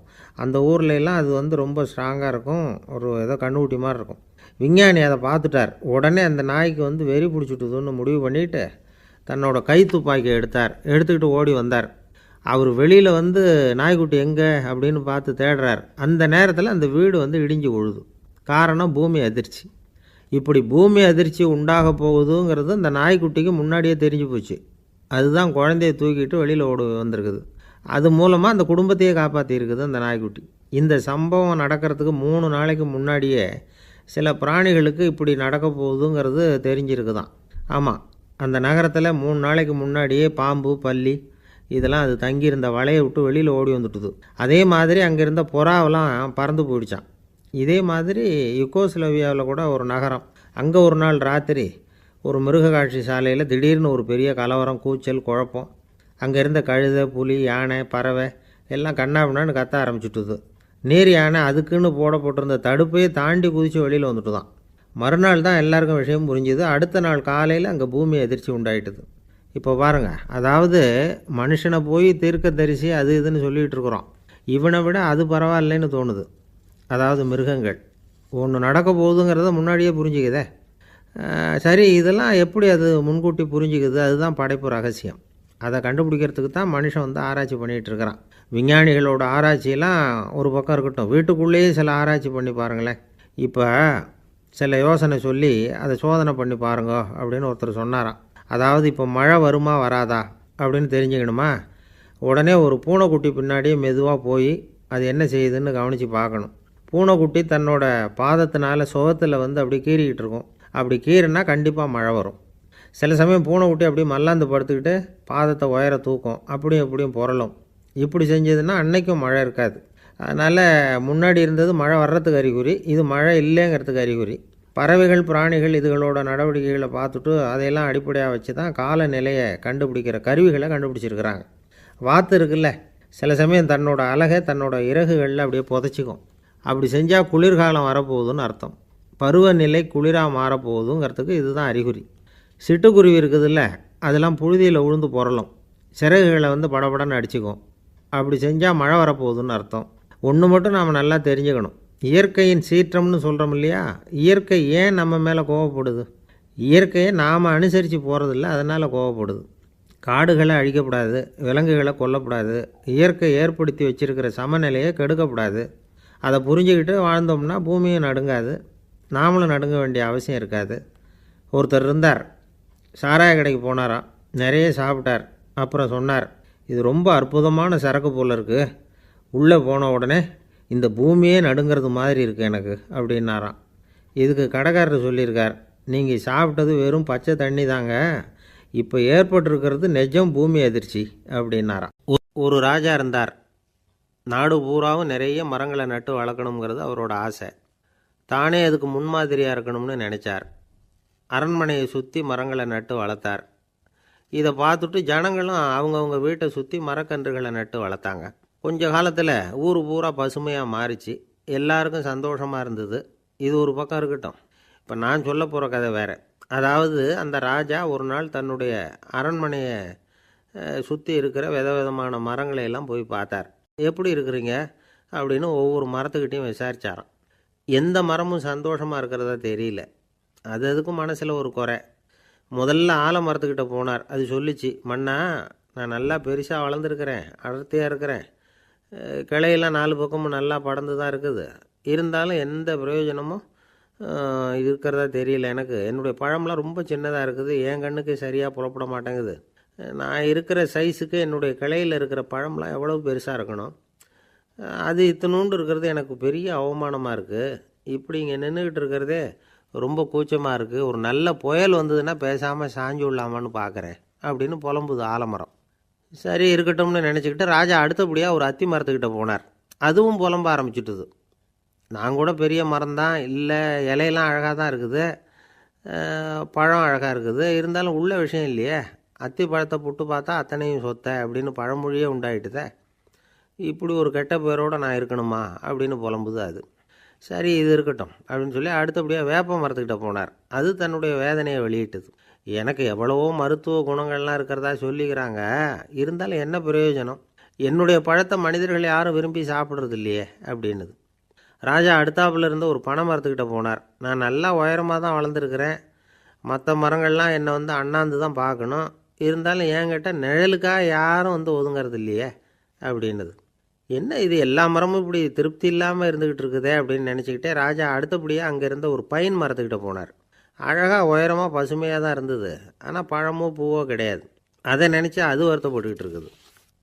ஓக் மரம் அது ஒன்று நின்றுட்டு இருந்தது. அது என்ன சொல்லிச்சுன்னா, இலையுதிர் காலத்தில் என் மேலே இருக்கிற எல்லா இலைகளும் உதிர்ந்து போடுது, முடி கொட்டின மனிதர்கள் மாதிரி மொட்டையாக நான் நிற்க வேண்டியிருக்குது, என்ன வாழ்க்கை இது அப்படின்னு சொல்லி அழுத்துக்கிட்டது. சரி புளிய மரம் என்ன சொல்லுது பார்ப்போம்னு அதுக்கிட்ட போனால், என்னுடைய நிழலில் யாருமே தங்க மாட்டாங்க, உடம்புக்கு சூடுன்னு ஒதுங்கி போயிடுவாங்க, அடிமரத்தை பார்த்தீங்கன்னா பட்டையெல்லாம் உறிஞ்சி பார்க்குறதுக்கே கேவலமாக இருப்பேன் அப்படின்னுது அது. முருங்கை மரம் என்ன சொல்லிச்சு தெரியுமா, என்னுடைய இலை காயெல்லாம் சாப்பிட்றவங்களுக்கு சத்து கொடுக்கறது வாசம்தான், ஆனால் என் உடம்புல சத்தே கிடையாது, கொஞ்சம் வேகமாக காற்று அடிச்சதுன்னா முறிஞ்சி விழுந்துடுறேன், என்ன வாழ்க்கை இது அப்படின்னு சொல்லி அது வருத்தப்பட்டது. ராஜா யோசனை பண்ணார், என்ன இது மரங்கள் பூமியின் வரங்கள்னு சொல்கிறோம், மழை பெய்யறதுக்கு அதுதான் காரணம், பூமி செழிப்பாக இருக்கிறதுக்கும் அதுதான் காரணம், வீடு கட்டுறதுக்கு மரம், நாற்காலி செய்ய உபயோகப்படுத்துறதுக்கும் அதுதான் உபயோகப்படுது, மனுஷனுக்கு வேண்டிய ஆகாரங்களையும் கொடுக்குது, இப்படிலாம் இருந்தும் எல்லா மரமும் நிம்மதி இல்லாமல் இருந்துக்கிட்டு இருக்குதே அப்படின்னு நினச்சார். அப்போது அங்கே இருந்த ஒரு மகிழ மரம் அவர் கண்ணில் பட்டுது. அந்த மரம் மட்டும் கொஞ்சம் நிம்மதியாக மகிழ்ச்சியாக இருக்கிறது மாதிரி தெரிஞ்சுது. உடனே ராஜா அதுக்கிட்ட போனார். உனக்கு மனசில் எதுவும் குறை இல்லையான்னு கேட்டார். இல்லை நான் சந்தோஷமாக தான் இருக்கேன்னு அந்த மகிழ மரம். அப்படியான்னு ஆச்சரியமாக கேட்டார் ராஜா. ஆமாம் மன்னா, இந்த இடத்துல நீங்கள் ஒரு முருங்கை மரத்தையோ வேப்ப மரத்தையோ கூட நட்டிருக்கலாம், ஆனால் இந்த இடத்துல நடுறதுக்கு என்ன தேர்ந்தெடுத்துருக்குறீங்க, அதுவே எனக்கு பெருமை, அதுவே எனக்கு திருப்தி அப்படின்னு தான் மகிழ மரம். மகிழ மரம் சாதாரணமாக தான் இருக்கும். இளம் மஞ்சள் நிறத்தில் பூக்கள், அது காய்ந்தும் மனம் வீசும். மகிழ மரம் மாதிரி மன திருப்தியோடு வாழறதுக்கு நாம் கற்றுக்கணுமா. நாம் இந்த உலகத்தில் ஒரு நாயாவோ நரியாவோ கூட பிறந்திருக்கலாம், மனுஷனாக பிறந்திருக்கிறோம், அதுவே பெருமை தானே. இந்த நிறைவு தான் மகிழ்ச்சியின் ரகசியம். ஒரு பையன் அப்பா கிட்ட போய், அப்பா நீங்கள் இந்த உலகத்தில் ஒரு மனுஷனாக பிறந்தது என்னோட அதிர்ஷ்டம் நானா. ஏண்டா அப்படி சொல்கிறேன்னு இருக்கார் அப்பா. நீங்கள் ஒரு கரடியாக பிறந்திருந்தா இந்நேரம் நானும் ஒரு கரடி குட்டியாக தானே இருந்திருப்பேன் அப்படின்னு நானா பையன். ஒரு ஊரில் ஒரு ராஜா இருந்தார். அந்த ராஜாவுக்கு ஒரு மந்திரி. ராஜா ரொம்ப நியாயமானவர், நேர்மையானவர், கண்டிப்பானவர். தப்பு செய்கிறது யாராக இருந்தாலும் தண்டனை கொடுப்பார். வேண்டியவங்களுக்கு ஒரு நியாயம், வேண்டாதவங்களுக்கு ஒரு நியாயங்கிறதெல்லாம் அவர்கிட்ட கிடையாது. ஒரு சமயம் அரசவையில் அந்த அமைச்சரே விதிமுறைகளுக்கு புறம்பா ஏதோ நடந்துகிட்டு இருக்கார். மன்னருக்கு கோபம் வந்துட்டுது. உடனே அந்த அமைச்சரை கிட்டத்தில் கூப்பிட்டு அவர் கன்னத்தில் ஓங்கி ஒரு அறை கொடுத்துட்டாராம். உடனே அந்த அமைச்சர் என்ன பண்ணார் தெரியுமா, நேராக போனார். அங்கே நின்றுகிட்டு இருந்த இன்னொருத்தர் கன்னத்தில் ஓங்கி அரைஞ்சார். அறை வாங்கினவர் திகைச்சு போயிட்டார். இவர் ஏன் நம்மளை அரைகிறார் அப்படின்னு யோசனை பண்ணார். மன்னரும் திகைச்சு போயிட்டார். நாம இவர் அரைஞ்சா அதுக்காக இவர் போய் இன்னொருத்தர் அரையணுமா அப்படின்னு யோசனை பண்ணார். இவருக்கு என்ன பைத்தியமானு கூட நினைக்க ஆரம்பிச்சுட்டார். ஆனால் என்ன ஆச்சுன்னா, அப்புறம் அமைச்சர் அவர் கவனிச்சுக்கிட்டு இருந்தாரா, அவர் இன்னொருத்தர் அரைஞ்சார் இல்லையா, அந்த அறை வாங்கின ஆசாமியை பார்த்து கத்திக்கிட்டு இருந்தார். யார்? அமைச்சர். ஏன்பா என்கிட்ட அறையை வாங்கிட்டு இப்படி விவரம் இல்லாமல் நின்றுட்டு இருக்கிறிய, நான் உனக்கு கொடுத்ததை நீ வேற யாருக்கிட்டையாவது கொடுத்துரு அப்படின்னார். உடனே அந்த ஆள் பார்த்தான், தனக்கு அடுத்தபடியாக நின்றுக்கிட்டு இருந்தவனை ஓங்கி ஒரு அறை அரைஞ்சான். அவன் கன்னத்தை தடவிட்டே யோசனை பண்ணான். இது ஏதோ புரிஞ்சுக்கிட்ட மாதிரி அடுத்தாப்புல நின்றுட்டு இருந்தவனை அரைஞ்சான். இப்படி இந்த அறை மாறி மாறி போய்கிட்டே இருக்குது. ஊரு பூரா பிரயாணம் பண்ண ஆரம்பிச்சுட்டுது. அன்னைக்கு ராத்திரி அந்த ராஜா படுக்கிறதுக்காக போனார். அந்த நேரம் பார்த்து அவர் கன்னத்தில் பலார்னு ஒரு அறை விழுந்தது. நம்மளே அரையிறது யாரு அப்படின்னு அதிர்ச்சியோட மன்னர் திரும்பி பார்க்கறாரு. அரைஞ்சது அவரோட மனைவி. என்னாச்சு உனக்குன்னு கத்துனார் ராஜா. உங்களுக்கு தெரியாதா, ஊர் பூரா ஒருத்தர் மாற்றி ஒருத்தர் மூலமா இந்த அறை பிரயாணம் பண்ணிட்டு வருது அப்படின்னாங்க அந்த அம்மா. அப்படின்னா ஆரம்பிச்ச இடத்துக்கே வந்துட்டுதா அப்படின்னாராம் மன்னர். என்ன சொல்றீங்கன்னு கேட்டிருக்காங்க. இவர் விவரத்தை சொன்னாராம். அப்படின்னா நீங்க ஆரம்பிச்சு வச்ச இந்த விளையாட்டை நான் முடிச்சு வச்சுட்டேன் அப்படின்னாங்களாம் அந்த அம்மா. மறுநாள் காலை மறுபடியும் அரசவை கூடிச்சு அந்த அமைச்சர் மன்னரை பார்த்து கேட்டார், என்ன மகாராஜா, என்கிட்ட கொடுத்ததை திருப்பி வாங்கிட்டீங்களா அப்படின்னாராம். இப்படி நடக்கும்னு நான் எதிர்பார்க்கவே இல்லைன்னார் மன்னர். ஆனால் நான் எதிர்பார்த்தேன். அது எங்கே போயிட போகுது, ஊர் பூரா சுற்றி கடைசியில் உங்ககிட்ட தான் சேரும் அப்படிங்கிறது எனக்கு தெரியும் அப்படின்னாராம் அமைச்சர். இந்த கதை வேடிக்கையாக இருந்தால் கூட இதில் உள்ள கருத்து முக்கியமானது. இந்த உலகத்தில் பல கருத்துக்கள் இப்படி தான் மாறி மாறி சுற்றி வந்துக்கிட்டே இருக்குது. நம்மளும் ஒருத்தன் தன்னுடைய நண்பன் ஒருத்தனை கடத்தெருவில் பார்த்தான். உடனே ஓடி போய் பலார்னு ஒரு அறை கொடுத்தானான். அவன் கன்னத்தை தடவிட்டு ஏன்டா என்ன அரைஞ்சேன்னு கேட்டிருக்கான். நீ ஏன்டா என்ன முட்டாள்னு என் மனைவிட்ட போய் சொன்னேன் அப்படின்ட்டுருக்கான் அவன். உன்னை ஒரு முட்டாள்னு சொன்னதுக்காகவா நீ என்ன அரைஞ்ச அப்படின்னு கேட்டிருக்கான் இவன். டேய், நான் அதுக்காக அறையலப்பா, அது ஒரு பெரிய ரகசியம். நான் முட்டாளுங்கிறது அந்த ரகசியத்தை நீ ஏன் எங்கள் வீட்டில் போய் சொன்னேன், அதுக்காக தான் அரைஞ்சேன் அப்படின்னு நானா. ஒரு ஊரில் ஒரு ராஜா இருந்தார். அவர் ஒரு பூனை வளர்த்தார். ரொம்ப செல்லமாக அவர் அந்த பூனையை வளர்த்தார். அவர் என்ன பண்ணுவார் தெரியுமா, இரவு நேரத்தில் அந்த பூனையோட தலையில் ஒரு விளக்க வச்சுருவார். அந்த பூனை ரொம்ப ஜாக்கிரதையாக அந்த விளக்கு கீழே விழுந்துடாமல் பார்த்துக்கும். தலையை ஆட்டாமல் ரொம்ப நிதானமாக ராஜா பின்னாடி நடந்து போய்கிட்டே இருக்கும். அந்த விளக்கு வெளிச்சத்தில் எல்லா வேலைகளையும் செஞ்சுருவார். கையில் ஒரு விளக்கை தனியாக எடுத்துகிட்டு போக வேண்டிய அவசியமே இல்லை. விளக்கை தூக்கிட்டு போகிற வேலையை அந்த பூனை பார்த்துக்கும். அதனால் ராஜாவுக்கு அந்த பூனை மேலே ரொம்ப பிரியம். மந்திரிகளையெல்லாம் கூப்பிட்டு அவங்கக்கிட்ட சொல்லுவார், பார்த்தீங்களா இந்த பூனை எவ்வளவு விசுவாசமாக நடக்குது, என் பேரில் எவ்வளவு மரியாதை பார்த்தீங்களா அதுக்கு அப்படிம்பார். இதை கேட்டுவிட்டு அங்கேருந்து அமைச்சர்களில் ஒருத்தர் சொன்னார், மன்னா நீங்கள் சொல்கிறது சரிதான், இருந்தாலும் இந்த பூனையோட விசுவாசத்தை நாம் கொஞ்சம் சோதித்து பார்க்க வேண்டியிருக்கு அப்படின்னாராம். சரி, உங்கள் ஆசையை ஏன் கெடுக்கணும், நல்லா சோதித்து பாருங்கள் அப்படின்னு சொல்லிவிட்டார் ராஜா. உடனே அந்த அமைச்சர் என்ன பண்ணார் தெரியுமா, எங்கேயோ புறப்பட்டு போனார். ஒரு 5-6 எலிகளை பிடிச்சிக்கிட்டு வந்தார். அரண்மனையில் ராஜா ஏதோ வேலை பார்த்துக்கிட்டு இருக்கிறாரு. பக்கத்தில் அந்த பூனை ரொம்ப பணிவாக நின்றுக்கிட்டு இருக்குது. அது தலையில் விளக்கு எரிஞ்சிக்கிட்டு இருக்கு. அமைச்சர் தான் பிடிச்சிக்கிட்டு வந்த எலிகளை அந்த பூனை பார்வையில் படுறது மாதிரி எதிரில் விட்டார். அந்த எலிகள்லாம் அங்கேயும் இங்கேயும் ஓட ஆரம்பிச்சிது. அதை பார்த்தது பூனை, அவ்வளவுதான். தலையில் இருக்கிற விளக்கை பற்றியும் கவலைப்படலை, ராஜாவை பற்றியும் கவலைப்படலை. ஒரே பாய்ச்சலாக பாஞ்சு எலிகளை துரத்த ஆரம்பிச்சுட்டுது. தலையில் இருந்த விளக்கு எங்கேயோ போய் விழுந்தது, அணைஞ்சு போச்சு. இருட்டில் ராஜா தடுமாற ஆரம்பிச்சுட்டார். இந்த சமயத்தில் அந்த அமைச்சர் மறுபடியும் விளக்கை ஏற்றினார். வெளிச்சம் வந்தது. அதுக்கப்புறம் அந்த அமைச்சர் பேசினார், அரசே, பூனையோட விசுவாசத்தை பார்த்தீங்களா? எலி அது கண்ணில் படுற வரைக்கும் தான் விசுவாசமாக இருந்தது. அது மாதிரி எலியை பார்த்ததும் எல்லாத்தையும் விட்டுட்டு அதை துரத்த ஆரம்பிச்சுட்டு பார்த்தீங்களா? தான் அந்த பூனையை பற்றி நினச்சது தப்புங்கிறது அதுக்கப்புறம் தான் அந்த ராஜாவுக்கு புரிஞ்சுதான். சரி, இப்போ எதுக்கு இந்த கதையெல்லாம் அப்படிங்கிறீங்களா? இந்த பூனை மாதிரி தான் நம்ம மனசும். மனசை எவ்வளவு தான் பயிற்சி கொடுத்து பக்குவமாக வச்சுருந்தாலும் பார்க்குறதுக்கு பரமசாது மாதிரி தான் இருக்கும். பார்க்க வேண்டியதை பார்த்துட்டுதுன்னா பாஞ்சிரும். இந்த பூனை மாதிரி புலன் இன்ப பொருள்கள் கிட்டாத வரைக்கும் மனம் அடங்கி இருக்கிறது மாதிரி தான் தெரியும். கொஞ்சம் வாய்ப்பு கிடைச்சாலும் அது குதிக்க ஆரம்பிச்சிரும், தப்பு பண்ண ஆரம்பிச்சிரும். பெரிய பெரிய முனிவர்கள் வாழ்க்கையில் நடந்த வீழ்ச்சி இதை தான் நிரூபிக்குது. புலன்களின் ஆற்றல் அதிகம். அதனால் மனக்கட்டுப்பாடு பயிற்சிகளில் ரொம்ப எச்சரிக்கையாக இருக்கணுங்கிறார் சுவாமி சிவானந்தர். மது பழக்கத்தையே விட்டுவிட்டேன்னு உறுதியாக இருப்பான். கடை கண்ணில் பட்டுவிட்டதுன்னா கால் அவனை கேட்காமலே இழுத்துக்கிட்டு உள்ளே போயிடும். இதுதான் மனசுங்கிறது. அதுதான் அந்த ராஜா வளர்த்த பூனை. நம்மால் ஒருத்தன் அந்த ராஜா பூனை தலையில் விளக்க வச்சது மாதிரி இவன் தன்னுடைய தலையிலேயே ஒரு விளக்கை ஏற்றி வச்சுக்கிட்டு என்னத்தையோ தேட ஆரம்பித்தான். தேடிக்கிட்டு இருக்கிறான். தலையை ஆட்டாமல் நிதானமாக நடந்து ரொம்ப நேரமாக தேடிட்டு இருக்கிறான். அந்த சமயம் அங்கே வந்த ஒருத்தர் என்னத்தை தேடுறீங்கன்னு கேட்டார். அதுதான் மறந்து போச்சு அப்படின்னு இழுத்தான்.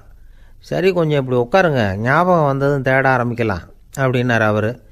இவன் கொஞ்ச நேரம் உட்காந்து யோசித்தான். அப்புறம் திடீர்னு எழுந்திரிச்சான். ஞாபகம் வந்துட்டுதுன்னா. என்னன்னு கேட்டார். எங்கள் வீட்டில் இருந்த விளக்கை எங்கே வச்சேன்னு தெரியல, அதை தான் தேடிக்கிட்டு இருக்கிறேன், ஏற்றி வைக்கலாம்னு பார்க்குறேன் அப்படின்னா. ஜவஹர்லால் நேரு பிரதமராக இருந்த சமயம் அவர் ஒரு தடவை சென்னைக்கு வந்திருக்கிறார். இங்கே சில முக்கிய நிகழ்ச்சிகளில் கலந்துக்கிறதுக்காக வந்திருந்தார். ஆளுநர் மாளிகையில் ஒரு நாள் ராத்திரி தங்கி மறுநாள் புதுடெல்லி புறப்படுறதாக ஏற்பாடு. நிகழ்ச்சியிலெல்லாம் முடிச்சுக்கிட்டு ஆளுநர் மாளிகையில் தங்கியிருக்கிறார். அன்றைக்கு இரவு படிக்கிறதுக்கு ஒரு முக்கியமான புத்தகம் அவருக்கு தேவைப்பட்டது.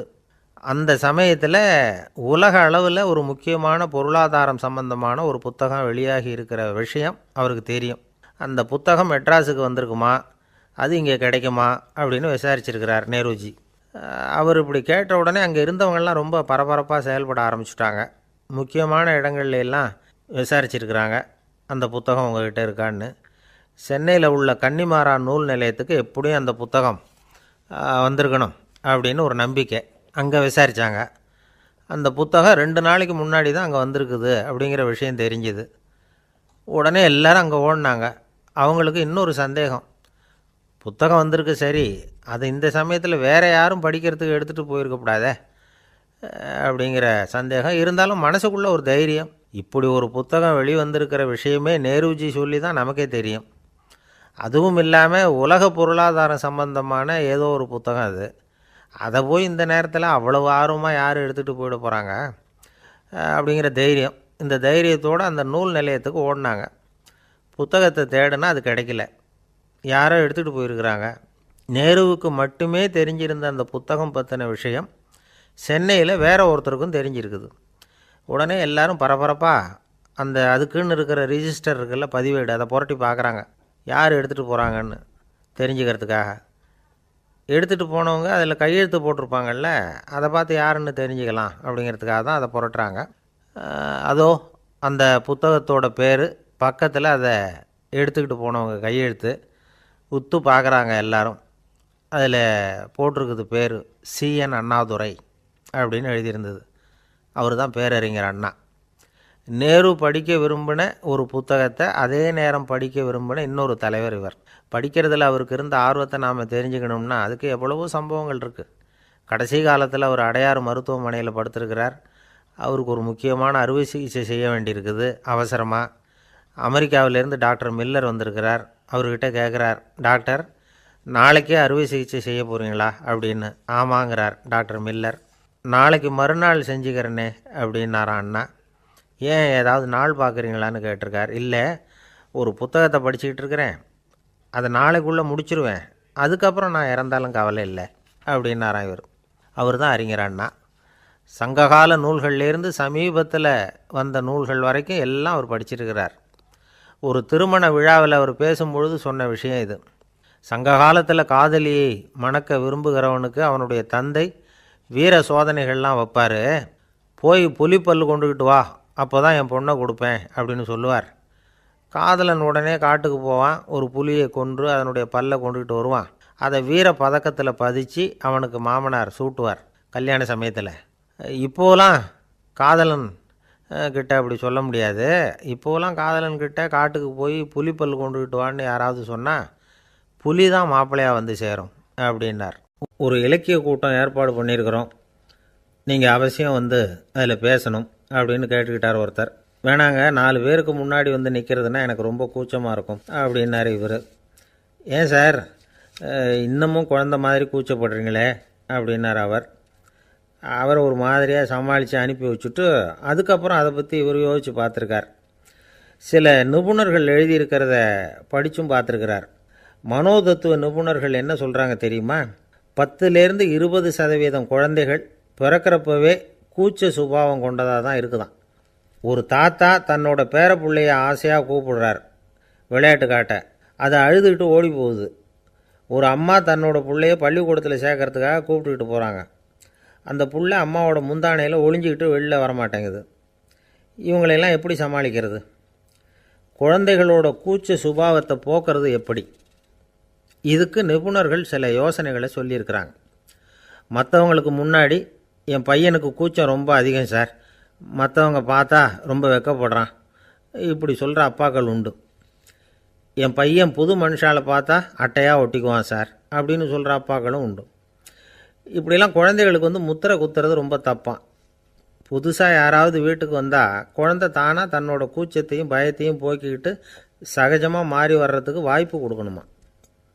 ஒரு கூட்டத்துக்கோ அல்லது சொந்தக்காரங்க கல்யாணத்துக்கோ குழந்தைய அழைச்சிட்டு போகிறீங்க, அங்கே போய் கட்டாயப்படுத்தி குழந்தைய மற்றவங்க கிட்ட பேச சொல்லக்கூடாது. சில சமயம் குழந்தை தானாக தன்னுடைய கூச்ச சுபாவத்தை விட்டு பேசுகிறதுக்கு முன் வந்தால் அதை பாராட்டணும். குழந்தை கலகலப்பு இல்லாமல் மௌனமாக இருந்ததுன்னா அதையும் கண்டுக்கக்கூடாது. குழந்தை பேச ஆரம்பித்தா அதை ஆர்வத்தோடு கவனிக்க தெரியணும். கலந்து உரையாடுற பழக்கத்தை வீட்லேயே ஆரம்பிக்கலாம். கேட்டதுக்கு பதில் சொல் அப்படின்னு நீங்கள் அதிகாரம் பண்ணிகிட்டு இருக்கக்கூடாது. அது வந்து குழந்தைக்கு பேசுகிற சந்தர்ப்பத்தை குறைச்சிருமா. இப்போ நாம் அதிகாரம் பண்ணால் கேலி செய்கிற பழக்கம் குழந்தைகளை வந்து ரொம்ப பாதிச்சிருமா. பெரியவங்களானதுக்கு அப்புறமும் சில பேர் கூச்சத்தோடவும் பயத்தோடவும் இருக்கிறதுக்கு இதுதான் காரணம். சின்ன வயசில் அவங்கெல்லாம் ஏதாவது கேலிக்கு ஆளாகி இருப்பாங்க.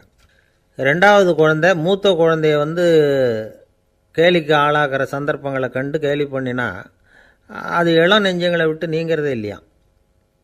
எப்பவும் குழந்தையோட நடை உடை பாவனைகளை பற்றி சொல்லிக்கிட்டே இருக்கக்கூடாதான். அதுவே கூச்ச சுபாவத்தை கொண்டுட்டு வந்துடுமா. அப்பா எங்கேன்னு யாராவது கேட்டால் இது மாதிரி இன்ன காரியத்துக்காக வெளியில் போயிருக்கார், இத்தனை மணிக்கு திரும்பி வருவார் அப்படின்னு சொல்கிற அளவுக்கு குழந்தைகளை வந்து பழக்கப்படுத்தி வைக்கணும். ஃபோன்லேயே யாராவது விசாரித்தா கூட இது மாதிரி பதில் சொல்லு அப்படின்னு சொல்லணும். சின்ன சின்ன மீட்டிங்கில் 4 வார்த்தை பேச தயார் பண்ணலாம். ஒரு கடையிலையோ அல்லது ஹோட்டல்லையோ ஏதாவது விவரம் கேட்கணும்னா உங்கள் குழந்தைய தைரியமாக அனுப்புங்க. குழந்தைகள் பணிவாகவும் பொறுமையாகவும் விவரம் கேட்குறப்போ கூச்ச சுபாவம் தானாக போயிடும். சின்ன வயசுலேயே இப்படிலாம் பழக்கப்படுத்தினா தான் வருங்காலத்தில் தைரியமாக இந்த சமுதாயத்தில் வாழ முடியும். இல்லைன்னா 60 வயசுலேயும் அடுப்பங்கரையை விட்டு வெளில வர்றதுக்கு கூச்சப்பட்டுக்கிட்டு தான் இருக்க வேண்டியிருக்கும். இந்த காலத்து பிள்ளைங்க எவ்வளவோ பரவாயில்ல, எதுக்கும் தயங்குறதில்ல, கூச்சப்படுறதில்ல. ஒரு அம்மா அடுப்பங்கரையிலேருந்து சத்தம் போட்டாங்க, டேய் ராமு, தயவு பண்ணி அந்த டிவியை நிறுத்துறா, அந்த பெண்ணோட குரல் மகா மோசம், அடுப்பங்கரையில் இருக்கிற என்னாலேயே அதை சகிச்சிக்க முடியல அப்படின்னாங்களாம். உடனே பையன் கொஞ்சம் கூட தயங்காமல் பதில் சொல்கிறான், அம்மா இந்த குரல் டிவியிலேருந்து வரல, எதிர்த்த விட்டு மாமி தான் இங்கே வந்திருக்கிறாங்க, அவங்க தான் இப்போ என்னோட பேசிக்கிட்டு இருக்கிறாங்க அப்படின்னு நான். ஒரு விவசாயி விதைக்கிறதுக்காக வயல்வெளி பக்கம் போகிறார். விதைகளை அள்ளி வீசினார். அப்போ என்ன ஆச்சுன்னா சில விதைகள் வந்து பாதை ஓரத்தில் விழுந்தது, சில விதைகள் முள் செடிகள் மண்டி இருந்த புதருக்கு இடையில் விழுந்தது, சில விதைகள் நல்ல நிலத்தில் விழுந்தது. பாதை ஓரத்தில் விழுந்த விதை என்ன ஆச்சுன்னா அதெல்லாம் பறவைகள் கண்ணில் போட்டுவிட்டுது. உடனே வந்து உட்காந்து கொத்தி தின்னுட்டு போட்டுது.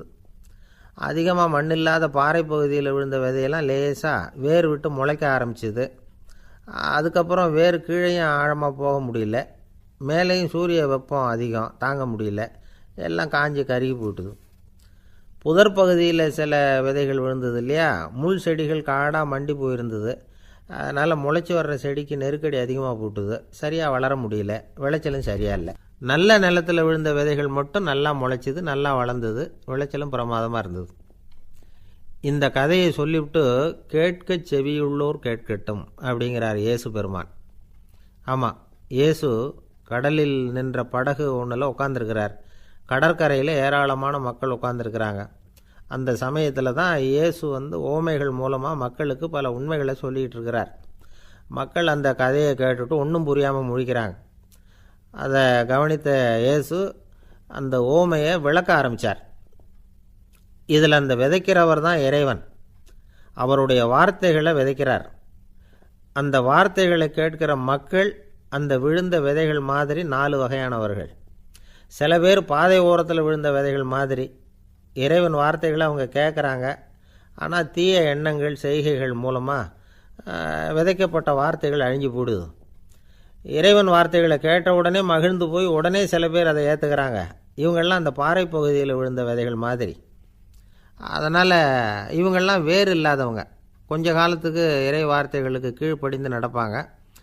அதனால் ஏதாவது இடைஞ்சல் ஏற்பட்டால் உடனே தடுமாறுவாங்க. தங்கள்கிட்ட இருக்கிற நல்ல பண்புகளை விட்டுட்டு பாவ வழிகளுக்கு போயிடுவாங்க.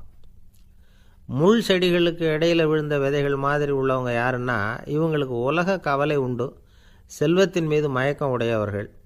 உலக ஆசைகள் இவங்களுக்குள்ளே பூந்துடுறதுனால அங்கே இருக்கிற நல்ல பண்புகள் மறைஞ்சு போயிடுது. அதனால் அவங்களும் உபயோகம் இல்லாதவங்களாக ஆயிடுறாங்க. நல்ல மனிதர்கள் நல்ல நிலத்தில் விழுந்த விதைகளுக்கு ஒப்பானவர்கள். இவங்க இறை வார்த்தையை கேட்குறாங்க, அதை ஏற்றுக்கிறாங்க, அவங்களும் நல்லபடியாக வாழுறாங்க, அடுத்தவங்களுக்கும் உபயோகமாக இருப்பாங்க. இதுதான் இயேசு சொன்ன விளக்கம். நல்ல வார்த்தைகளை கேளுங்கள், நல்ல வார்த்தைகளை ஏற்றுக்கொள்ளுங்கள், அடுத்தவங்களுக்கு உபயோகமாக இருங்க. இதுதான் பெரியவங்கள்லாம் நமக்கு சொல்லுகிற உபதேசம். ஒரு அப்பா தன்னுடைய மகனுக்கு உபதேசம் பண்ணார். இதை பாருப்பா, நல்ல வார்த்தைகளை கேட்கணும், எப்போதுமே மகன் அப்பா பேச்சை கேட்குறது நல்லது அப்படின்னாராம். நீ ஏதாவது ஒரு தப்பு பண்ணால் என் தலையில் ஒரு முடி நரைச்சி வெள்ளையாக போடும்பா, நீ செய்கிற ஒவ்வொரு தப்புக்கும் என் தலையில் ஒவ்வொரு முடி வெள்ளையாயிடும் அப்படின்னாராம். பையன் யோசித்தான், அப்பா இப்போ தான் எனக்கு புரியுது, தாத்தாவோட தலைமுடி பூராவும் வெள்ளையாக இருக்கிறதுக்கு என்ன காரணம்ங்கிறது எனக்கு இப்போ தான் புரியுது அப்படின்னானா. வங்க நாவலாசிரியர் சரத் சந்திரர் ஒரு நண்பர் அவர்கிட்ட வந்தார். வழக்கமாக எல்லா எழுத்தாளர்கள்கிட்டையும் கேட்குற ஒரு கேள்வியை கேட்டார். நீங்கள் எழுத்துத்துறைக்கு வந்தது எப்படி? இதுதான் கேள்வி. அதை தெரிஞ்சு என்ன பிரயோஜனம்னார் சரத் சந்திரர். சும்மா சொல்லுங்களேன், தெரிஞ்சுக்கிறேன் அப்படின்னார் வந்தவர். சரி சொல்கிறேன்னு ஆரம்பித்தார். நான் ரங்கூனில் வேலை பார்த்துக்கிட்டு இருந்தேன். சம்பளம் பத்தல. வேலையும் பார்த்துக்கிட்டு ஒரு பலசரக்கு கடை வைக்கலாம்னு நினச்சேன். என்னால் மளிகை கடை வச்சு சரியாக நடத்த முடியுமாங்கிற சந்தேகம் என் மனைவிக்கு. அதை சோதனை பண்ணி பார்க்கணுங்கிறதுக்காக சில பொருள்களின் அளவு, அதோட விலை, இப்படி சிலதை சொல்லி எல்லாத்தையும் மனக்கணக்காக கூட்டி போட சொன்னாங்க. என்னால் சரியாக கூட்டி சொல்ல முடியல. உங்களால் மளிகை கடை நடத்த முடியாதுன்னு சொல்லிவிட்டாங்க. உடனே என்ன பண்ணுறது, வேறு வழி இல்லை, கதை எழுத ஆரம்பிச்சிட்டேன் அப்படின்னார். கேட்டவருக்கு சிரிப்பு வந்துட்டு தான். சரத் சந்திரர் ஒரு பக்கம் சீரியஸான நாவல்கள், சிறுகதைகள் எழுதியிருந்தாலும் அவருடைய இன்னொரு பக்கம் வேறு விதம். நண்பர்கள்கிட்ட பேசும்பொழுதும் சரி, அவர்களுக்கு கடிதங்கள் எழுதும்போதும் சரி, கேலியும் கிண்டலும் நகைச்சுவை உணர்வும் அதிகமாக இருக்கும். காந்திஜி ஒரு சமயம் கல்கத்தாவுக்கு வந்திருந்தார். தேசபக்தர்கள் பல பேர் அவர்கிட்ட பேசிக்கிட்டு இருந்தாங்க. அப்போது சரத் சந்திரரும் அங்கே இருந்தார். கிரண் சங்கர் ராய் அப்படிங்கிறவரும் அங்கே இருந்தார். அவர் சொன்னாராம், காந்திஜியோட பழகிய முதல் வங்காளி நான் தான். போயர் யுத்த காலத்தில் இவர் லண்டனுக்கு வந்திருந்தப்போ என்கிட்ட தான் வங்காள மொழி கற்றுக்கிட்டார் அப்படின்னாராம். உடனே சரத் சந்திரர் காந்திஜியை பார்த்து, இவர் உங்களுக்கு வங்காள மொழி கற்றுக் கொடுத்தது உண்மைதானா அப்படின்னாராம். ஆமான்னாராம் காந்தி. அதனால தான் உங்களால் வங்காள மொழி கற்றுக்க முடியல அப்படின்னாராம். எல்லாரும் சிரித்தாங்களாம். சரத் சந்திரர் சாம்தாபேர் அப்படிங்கிற கிராமத்தில் தங்கியிருந்தார். ஒரு இலக்கிய நிகழ்ச்சியில் கலந்துக்கிறதுக்காக. அதுக்காக ஒரு கல்கத்தாவுக்கு போக வேண்டிய சூழ்நிலை. அதுக்காக புறப்பட்டார். அந்த சமயத்தில் பின்னாடி இருந்து யாரோ அவரை கூப்பிட்டாங்க. இப்படி கூப்பிட்டவரை பார்த்து இன்னொருத்தர் யாரோ அதட்டி இருக்கிறாங்க. போகிறவரை ஏன் இப்படி கூப்பிடுறீங்க அப்படின்னு. ஏன் கூப்பிட்டா என்னன்னு கேட்டிருக்கார் சரத் சந்திரர். புறப்படுறவங்கள பின்னாடி இருந்து கூப்பிடுறது அபசகுனம், போகிற இடத்துல ஏதாவது ஆபத்து வரலாம் அப்படின்னு அதுக்கு விளக்கம் கொடுத்துருக்கிறார் அவர். உடனே சரத் சந்திரர் சொன்னாராம், இதோ இவங்க என்னை இலக்கிய கூட்டத்துக்கு அழைச்சிட்டு போகிறாங்களே, இதை விட வேறு என்ன ஆபத்து வந்துட போகுது அப்படின்னாராம். இப்படி சரத் சந்திரருக்கு இயல்பாகவே நகைச்சுவை உணர்வு உண்டு. அவருடைய நண்பர் ஒருத்தர் வீட்டுக்கு கூப்பிட்டுருந்தார். அங்கே ஒரு கச்சேரிக்கு ஏற்பாடு பண்ணியிருந்தாங்க. சரத் சந்திரருக்கு இயல்பாகவே கச்சேரியில் நீண்ட ஆலோசனையெல்லாம் கேட்குறதுக்கு பொறுமை இருக்காது. அதனால் மெதுவாக பாட போகிறவர் எப்படி அப்படின்னு கேட்டிருக்கார். அவருக்கு ரொம்ப நல்லா பாட தெரியும் அப்படின்னு சொல்லியிருக்கிறாங்க. அதுக்கு சரத் சந்திரர், பாட தெரியுங்கிறது சரி, பாட்டை நிறுத்த தெரியுமா அதை சொல்லுங்கள் முதல்ல அப்படின்னாராம். கங்கை கரை தோட்டம் பக்கத்தில் ஒரு ஆசிரமம், அங்கே ஒரு பெரியவர் தங்கியிருக்கிறார். அவர் தான் ராமகிருஷ்ணன். ஐயா, உங்கள் பேரை தொடர்ந்து தினம் கேட்டுக்கிட்டு இருக்கிறேன் அப்படின்னார் ஒருத்தர். தொடர்ந்து கேட்குறீங்களே, உங்களுக்கு காது வலிக்கலையா அப்படின்னு கேட்டோம். பேசுகிற உங்களுக்கே வாய் வலிக்கலை அப்படிங்கிறப்போ கேட்குற எங்களுக்கு எப்படி காது வலிக்கும் அப்படின்னார். நம்ம உடம்புல ஒரு அதிசயம் என்ன தெரியுமா? ரொம்ப நேரம் நாம் நடக்கிறோம்னு வச்சுக்கோங்க, கால் வலிக்கும். ரொம்ப நேரம் வேலை செஞ்சால் கை வலிக்கும், உடம்பு வலிக்கும். ரொம்ப நேரம் பார்த்துக்கிட்டே இருந்தால் கண்ணு வலிக்கும். ரொம்ப நேரம் பேசிக்கிட்டே இருந்தால் வாய் கூட வலிக்கும். ஆனால் ரொம்ப நேரம் கேட்டுக்கிட்டே இருக்கிறதுனால காது வலிக்கிறது இல்லை. அதனால் கேட்குறதுக்கு முக்கியத்துவம் கொடுத்தாங்க நம்ம பெரியவங்க. திருவள்ளுவர் தேவையில்லாமல் வார்த்தைகளை உபயோகப்படுத்த மாட்டார். ஒரு திருக்குறள்னு எடுத்துக்கிட்டாவே அதில் மொத்தம் 7 வார்த்தைகள், அவ்வளவுதான். அப்படி 7 வார்த்தைகள் மட்டுமே உள்ள ஒரு திருக்குறளில் வள்ளுவர் ஒரே வார்த்தையை 5 தடவை உபயோகப்படுத்தியிருக்கிறார், திரும்ப திரும்ப பயன்படுத்தியிருக்கிறார். அப்படின்னா அதை எந்த அளவுக்கு வலியுறுத்தி சொல்கிறார் அப்படிங்கிறத நாம் புரிஞ்சுக்கணும். அது என்ன குறள்? செல்வத்துள் செல்வம் செவிச்செல்வம், அச்செல்வம் செல்வத்துள் எல்லாம் தலை. செவிச்செல்வம்ங்கிறது அவ்வளவு முக்கியமானது. கற்றலின் கேட்டல் நன்று. அதிகம் கேட்கணுங்கிறதுக்காக தான் எவ்வளவு கேட்டாலும் காது வலிக்கிறதில்ல. குறைச்சலாக பேசணும், அதிகமாக கேட்கணும். இன்னொரு விஷயம் கவனிங்க, நம்ம உடம்பில் கண்ணுக்கு மூடி இருக்குது, எதையாவது நாம் பார்க்க விரும்பலைன்னா உடனே கண்ணை மூடிக்கலாம். நம்ம வாய்க்கு மூடி இருக்குது, பேச விருப்பம் இல்லையா, வாயை மூடிக்கலாம். மூக்குக்கு கூட மூடிக்கிற வசதி இருக்குது, எதையாவது முகர விருப்பம் இல்லையா, மூச்சை அடக்கிக்கலாம். ஆனால் பாருங்கள், காதுக்கு மூடி கிடையாது, அதை கையால் தான் மூட முடியும். யார் என்ன சொன்னாலும் அது நல்லதோ கெட்டதோ காதில் விழுந்துக்கிட்டு தான் இருக்கும். அறிவு தான் நல்ல விஷயங்களை எடுத்துக்கிட்டு கெட்ட விஷயங்களை விட்டுடணும். நல்ல கருத்துக்கள் நம்ம காதில் நிறைய விழுந்துக்கிட்டே இருக்கணும். அதை கேட்டு நாம் நல்லபடியாக வாழணுங்கிறது தான் படைப்பின் விருப்பம். ஆன்மீகவாதிகள் கூட ஒன்று சொல்லுவாங்க, அதாவது ஆன்மீக பாதையில் நீங்கள் முன்னேறணும்னா முதல்ல சிரவணம் செய்யணும்பாங்க. அதாவது பெரியவங்க சொல்கிற நல்ல கருத்துக்களை கேட்கணும் அப்படின்னு அதுக்கு அர்த்தம். அதனால் யார் நல்ல கருத்துக்களை சொன்னாலும் அதை காது கொடுத்து கேளுங்க. இவ்வளவு கருத்துக்களையும் நம்ம நேயர் ஒருத்தர்கிட்ட சொல்லிகிட்டு இருந்தோம். அவரும் சரி சரின்னு தலையாடிக்கிட்டே இருந்தார். அப்புறம் சொன்னார், நீங்கள் சொல்கிறது சரிதான் சார், காதுக்கு மூடி இல்லைங்கிறது ரொம்ப சரி. அதனால தான் உங்கள் தகவல் கூட நாங்கள் விரும்புகிறோமோ இல்லையோ தினம் காதில் விழுந்துக்கிட்டு இருக்குது அப்படின்னார். எங்களுக்கு ரொம்ப பெருமையாக இருந்தது. அப்படியா அப்படின்னோம். ஆனாலும் என்ன மாதிரி சில பேர் நீங்கள் தகவல் சொல்கிற சமயத்தில்